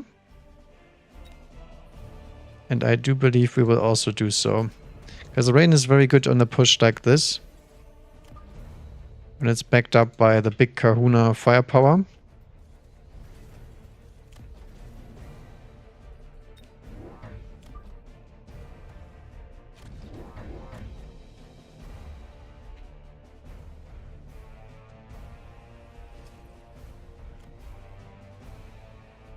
Would also like to get a shield on the Typhoons, but it's really expensive, like 600. Bear like, please.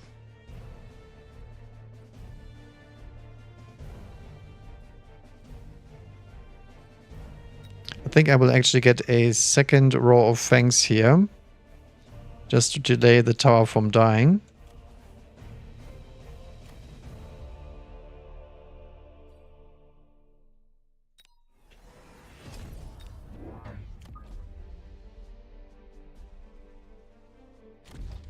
And then also some fangs behind here. And then we will shield up. He goes for Raiden very close to me. Okay. I think that's very risky for him to do so because I have the Mech Rage and also area spec possibilities.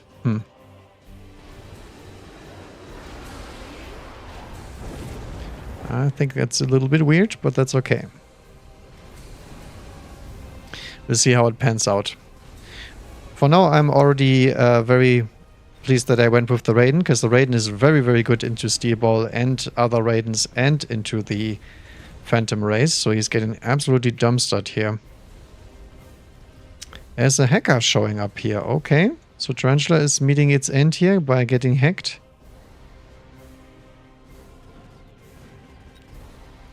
Not the frickin'... Dang it. Elite Mustang. Oh, the hacker's gonna take my Typhoon. That's actually quite bad. But yeah, nothing I can do against that. There is 0 anti-air killed. The entire board on the other side is anti-air because of the earlier rounds where he just spammed a bunch of Wasp for some reason. Okay. Anti-interference module I think I will take, because that's really good on the Raiden. Later.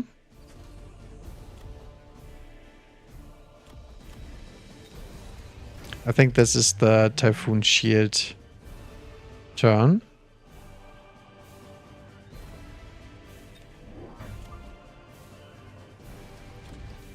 Front collars to protect the shield.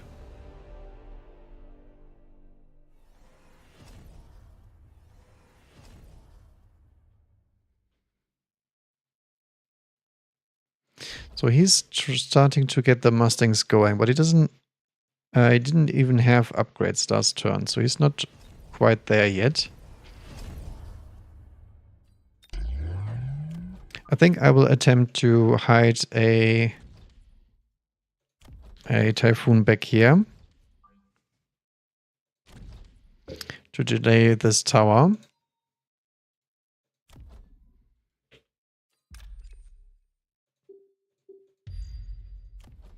Trying to speed across again.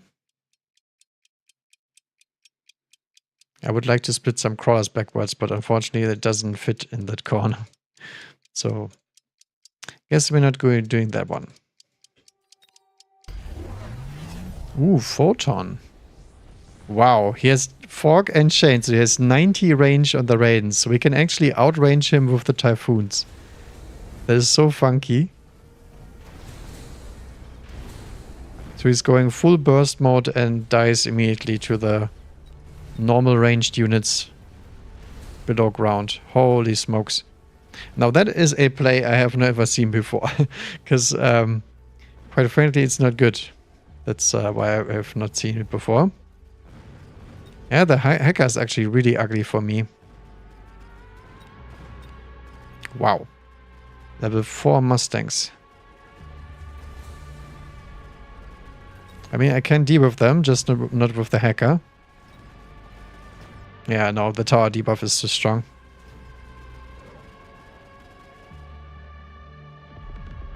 Yeah, that's something the teammate has to deal with. I cannot really do it. Tank production, laser sight. I think laser sight is probably the best.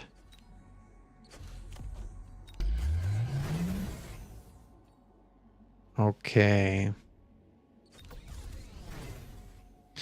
Can we give him an oil so he actually does something? Does he even have oil himself? He does not have it. Oh no. And also Spider Mine into Mustang is not good at all.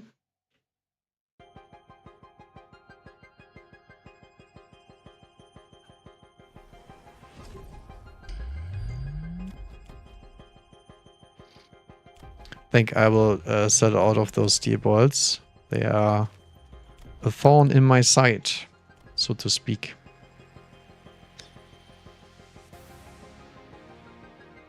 Not sure how long the Farseer actually survives to make use of that.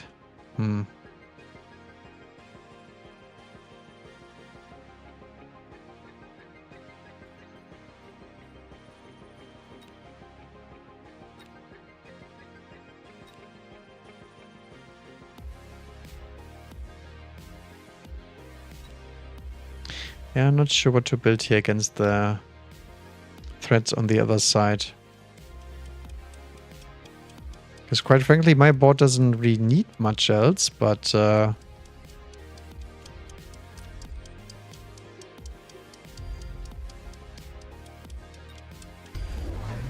get nuked. Okay.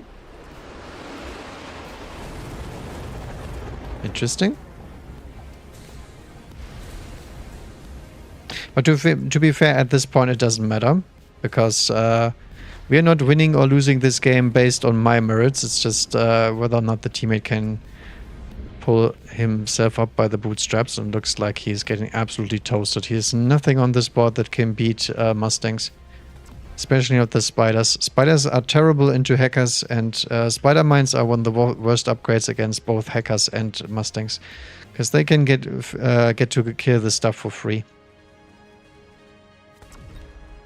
But I like this. This is actually something where the Typhoon performed very well. Usually it doesn't do as well for me. It's not the kind of unit I enjoy. Yeah, and he's mad. Did not do anything about the composition he's kind of running in. If you have this kind of composition, you're asking for hackers and that's it. That's all the enemy needs in order to create chaff on your side, and that's really, really bad.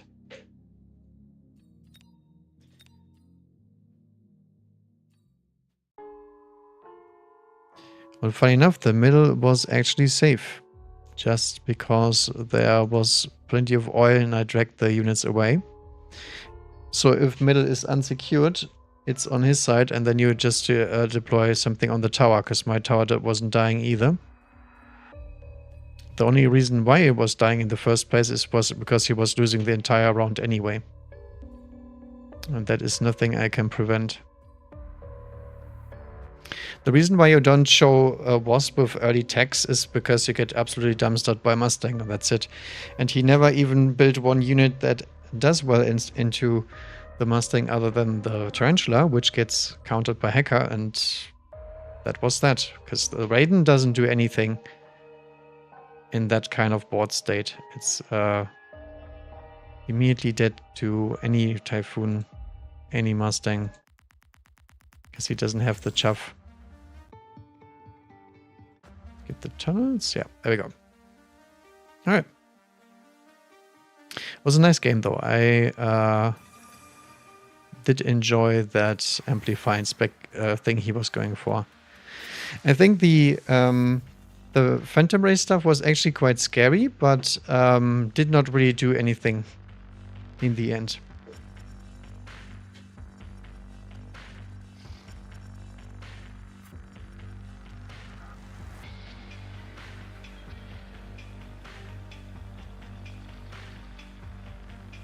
It's a long-ass loading screen here.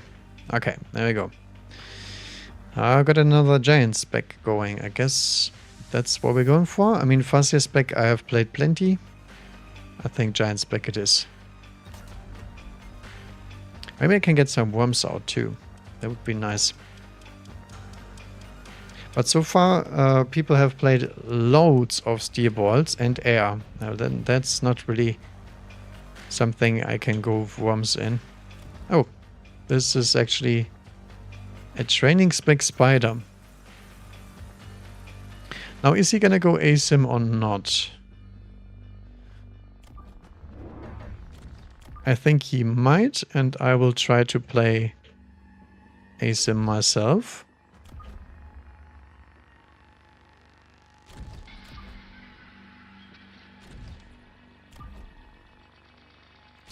Like so.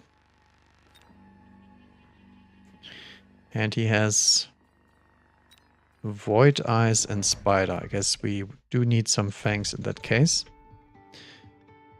And second fang maybe on the side. I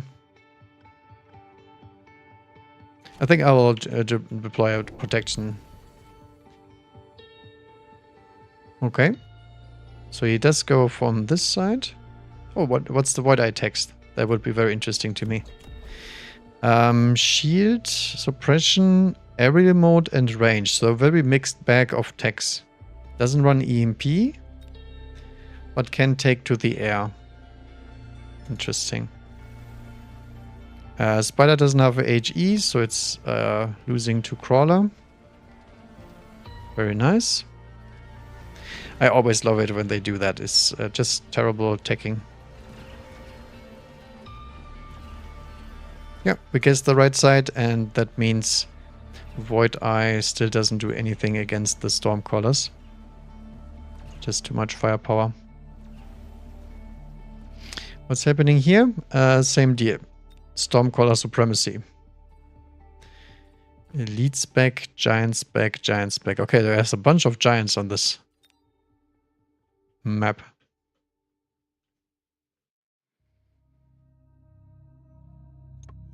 And Sabre is not pressing the speed button. What the hell is this?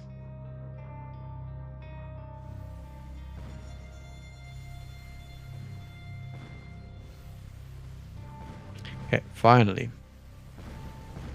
He has too much stuff left, I think. Oh, actually, we do get some good hits there. And then we missed the entire volley. Okay, that was a very unsuccessful Stormcaller play on both sides. Improve firepower, shield drop. I don't really need either, but I guess we can go for shield airdrop. Sure. Protect our fangs. It's probably gonna go for Mustangs because of the improved firepower and because of the Stormcaller ownage. So what we do here is grab another Stormcaller. And I guess we could also use an Arclight. But I mean, I'm giant spec, right? So I cannot be asked to actually do something about this. 1, 2, 3, 4. There we go. We will unlock a melting point, or do we unlock a sandworm? I think I don't mind getting melted, but I do not want to get sandwormed for sure. Okay, he does a little side sneak. Also deploys a crawler over there.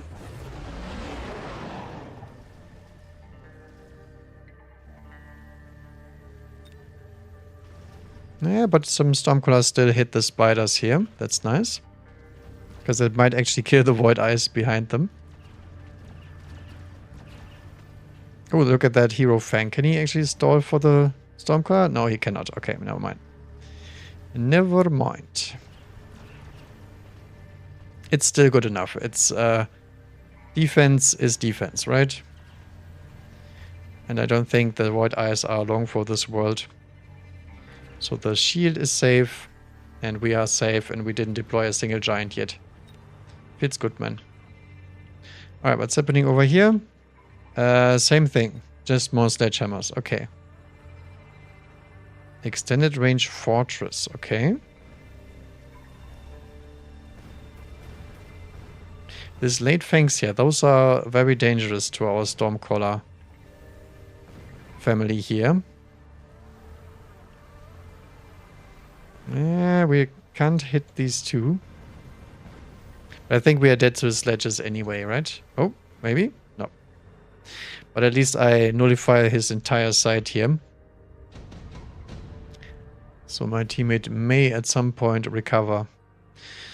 Yeah, we can go for marksman with the volcanoes.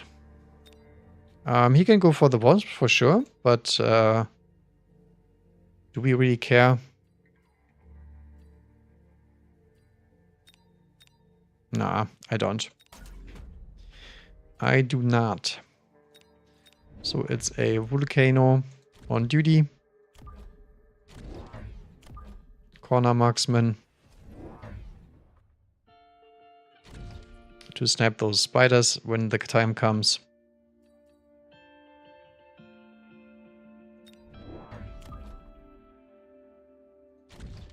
Like so. Could also missile this, but who cares? Can missile this. This is actually quite juiced.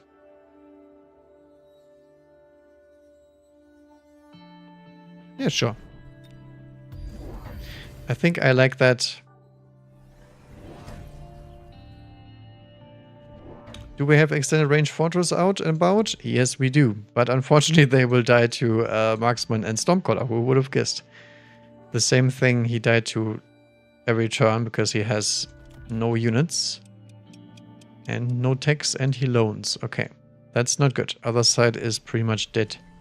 But look at this juicy missile. Oh, very nice. Yeah, he does have some phoenixes over here, so we have to be a little bit more precautious with our tower on the other side. But I mean, I already have the Vulcan on the job, so he can do next turn. We need one marksman, one Vulcan, and I think that should be all we need. Phoenix is finally start shooting at my volcano, but all the chaff is already dead, so doesn't matter.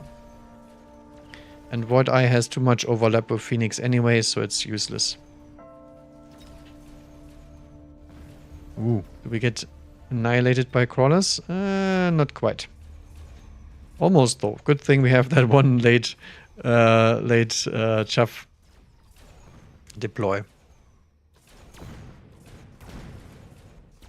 That was quite close.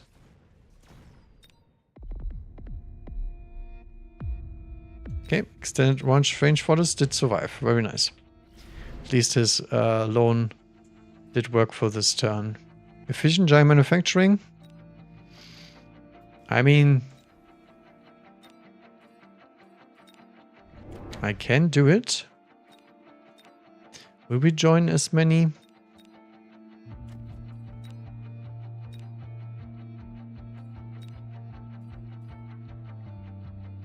Yeah, sure. I never take this upgrade, but I guess this might be the game where we do it. So one volcano here. Also marksman, and more chaff. Always more chaff to boot.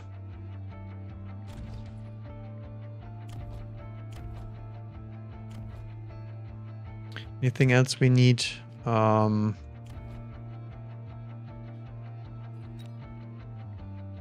not really. I think we can go for another shield here.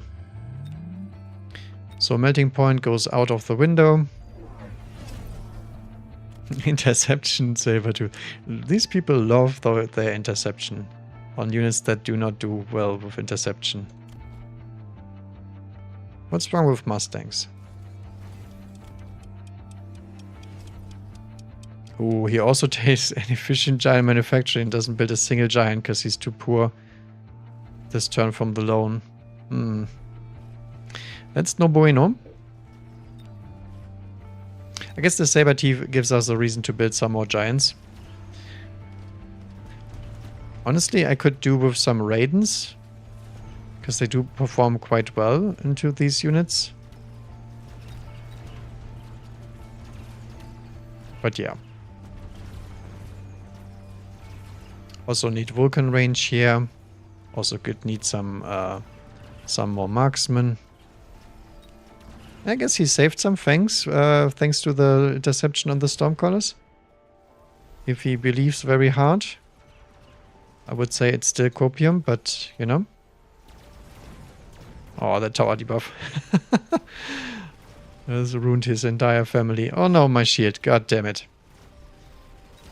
Those pesky units. They actually did get the shield. But not the tower. I guess there's that. And in the end, it's always the same. Stormcaller was a Stormcaller. Okay. I guess whatever plan my teammate has here, I'm buying more than enough time for him to actually do it. I do like steel bulb production though. That's a really cute item.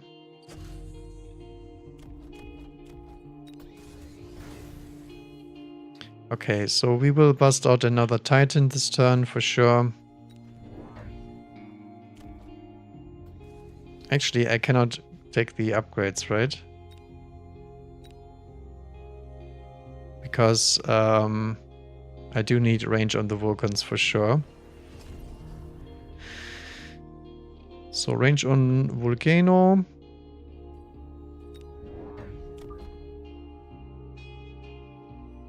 Drop a melting point in the side here.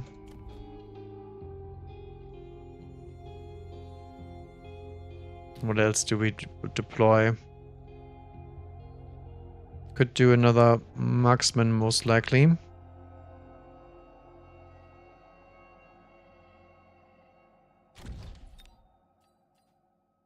What else do we not want to see? I'm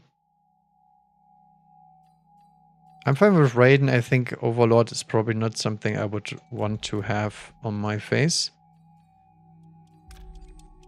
And now we have Shield Airdrop. Right about here. Hopefully this Vulcan stays alive longer with the steeper production. Ah, he also goes into Stormcaller. He has been called. I love, by the way, that he's also picked efficient giant manufacturing. It doesn't have any giants on the board. And even for me, who just picked it, I still need 2 more giants to make it actually worth it. So everybody else doesn't have any business picking this whatsoever. But that's fine. It's their decision. Let's not ruin their dreams with our normal reasoning and all that pesky stuff that nobody needs. If we get a second ball production item, I will actually take the balls. Ah, now we have range. Look at that. Very nice. Get those freaking Mustangs out of my face.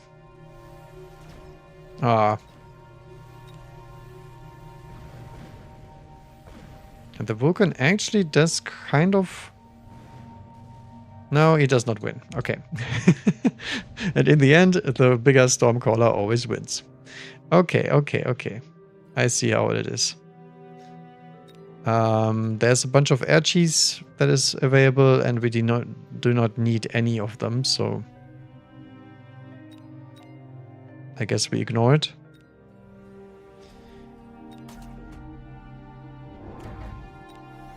So we sell the Fast here. Upgrade the Volcano. Range on the Marksman.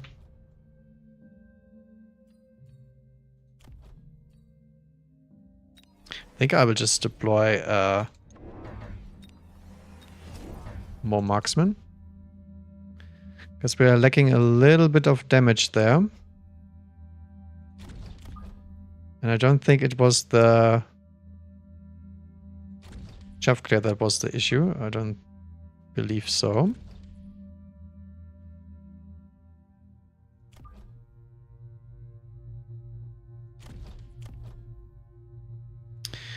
Can also go for oilage if we want to.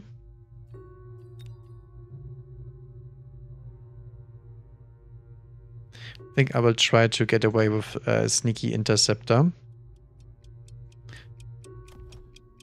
Since he does want to play that game so badly. Ah, look at that. That's exactly why I planted the Interceptor.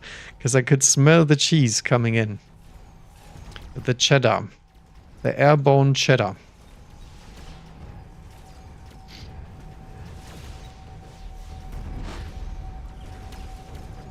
Funny thing is, I just deployed a bunch of marksmen and I outnumber his cheddar just in terms of numbers. Which means not even on a cheese turn it's good. And look at that Interceptor. That baby has done a lot of work here. Protects our giant cuddly friends. And then the army can go. Alright, does he do anything? No, opponent still beats him just because he has air. And then beats him because he has level 5 marksman on his ass. But he does have range, which is a little bit painful for us. Okay, we did get him, okay. Because I really want the XP from his marksman so we can get to scaling ours faster. Okay. Improved steel ball. Do we take that?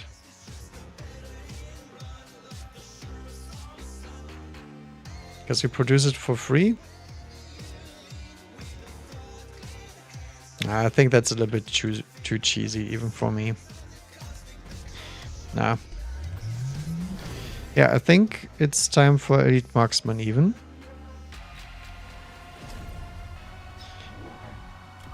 One more Volcano. And then we need plenty of fangs even on the other side in case he decides to go for some weird place.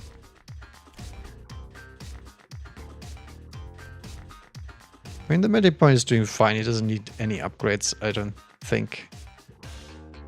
Love this guy, by the way. Steel ball production and efficient giant manufacturing. What else do we take away? The factory? Yeah, I think factory is actually not that bad and against me.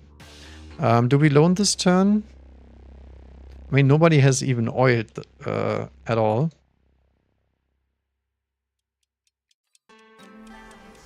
I do think so, yeah.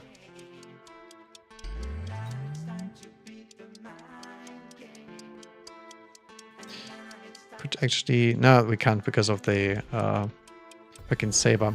Yeah. I think we can just send a bunch of wasp at him too. He's very weak to wasp play. Yeah, I think I should have done that actually, because I want to protect the shield from the Phantom Ray. On the other hand, putting down missile interceptors is also pretty cost efficient, so... He actually goes even more Stormcallers. Okay. I mean, at that point, I might as well just drop Mustangs, right? Because Mustangs counter all of this.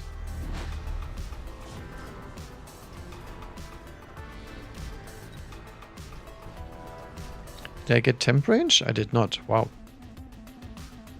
Oh, well. I mean, at least we do now have Elite Marksman. Does he also have it? He does not yet. Okay. Great stuff. Because now we can use our tremendous range and the steel ball production to snipe him across the map. Come on, snipers.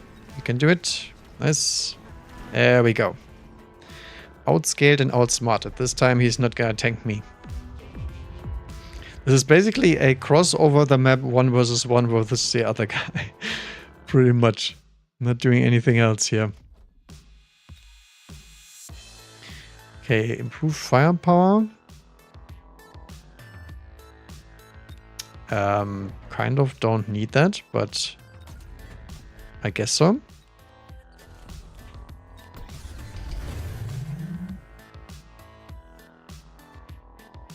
One, two, 3, 4, 5 Stormcallers. Holy smokes. That guy does enjoy his Stormcallers, that's for certain.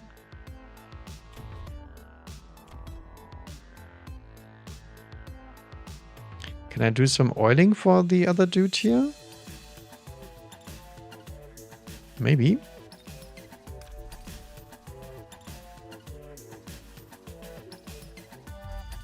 Something like that.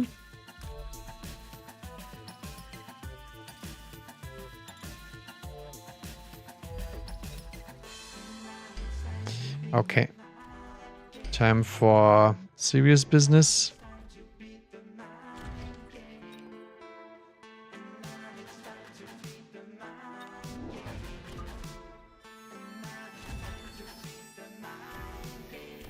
Wonder how he doesn't even kill the Vulcan on this side, actually, because he has range on the saber. Ah, incendiary bomb. Now he's playing really dirty. He's afraid. Okay. Guess time to counterplay that one. We already have so many interceptors, it actually doesn't really land very well, but I mean, it's good. Don't get me wrong. Also, we just sniped his Vulcan from across the map. Because why not?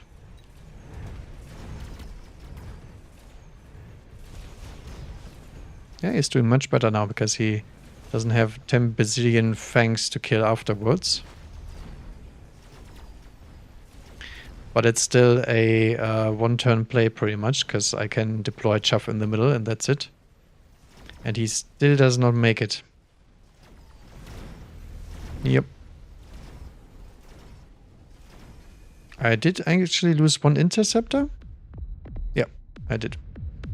Feels bad, man. Okay, GG's. And that was supposed to be the strong guy. Interesting. Okay. Yeah, I can see here the marksman train did actually pull off what they are supposed to do, just deal a lot of damage on long range. And he was a little bit late to the party. This was just all a bunch of wonky stuff that he didn't need. Also had improved steel ball. I have no idea what was happening on this side. It's just Fortress, level 5 crawlers in front. So they can die first, I guess. No wonder the Mustangs are so overleveled. Actually, I want to see if the oil did anything, because I tend to not do these kind of plays. Let's get the mind game back. One quick check and then I'm out of here.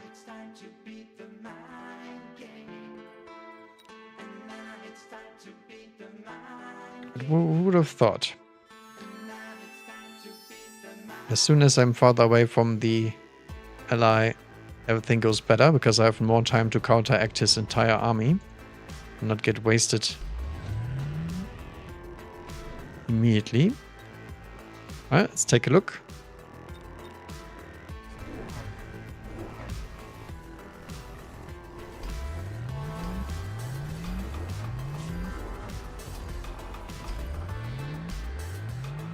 What is happening here? Oh, there's also Phantom Rays and also statues in the back. What the hell? Oh, looks really juicy. Look at that. Nice. I guess it could have been even further in the back, but I guess it was enough to kill the one side, and then he gets to kill the other side in the tower debuff. Yeah, sure. Okay. Could play with the oil for sure. Because my side was way closer than it had to be because of that oil play.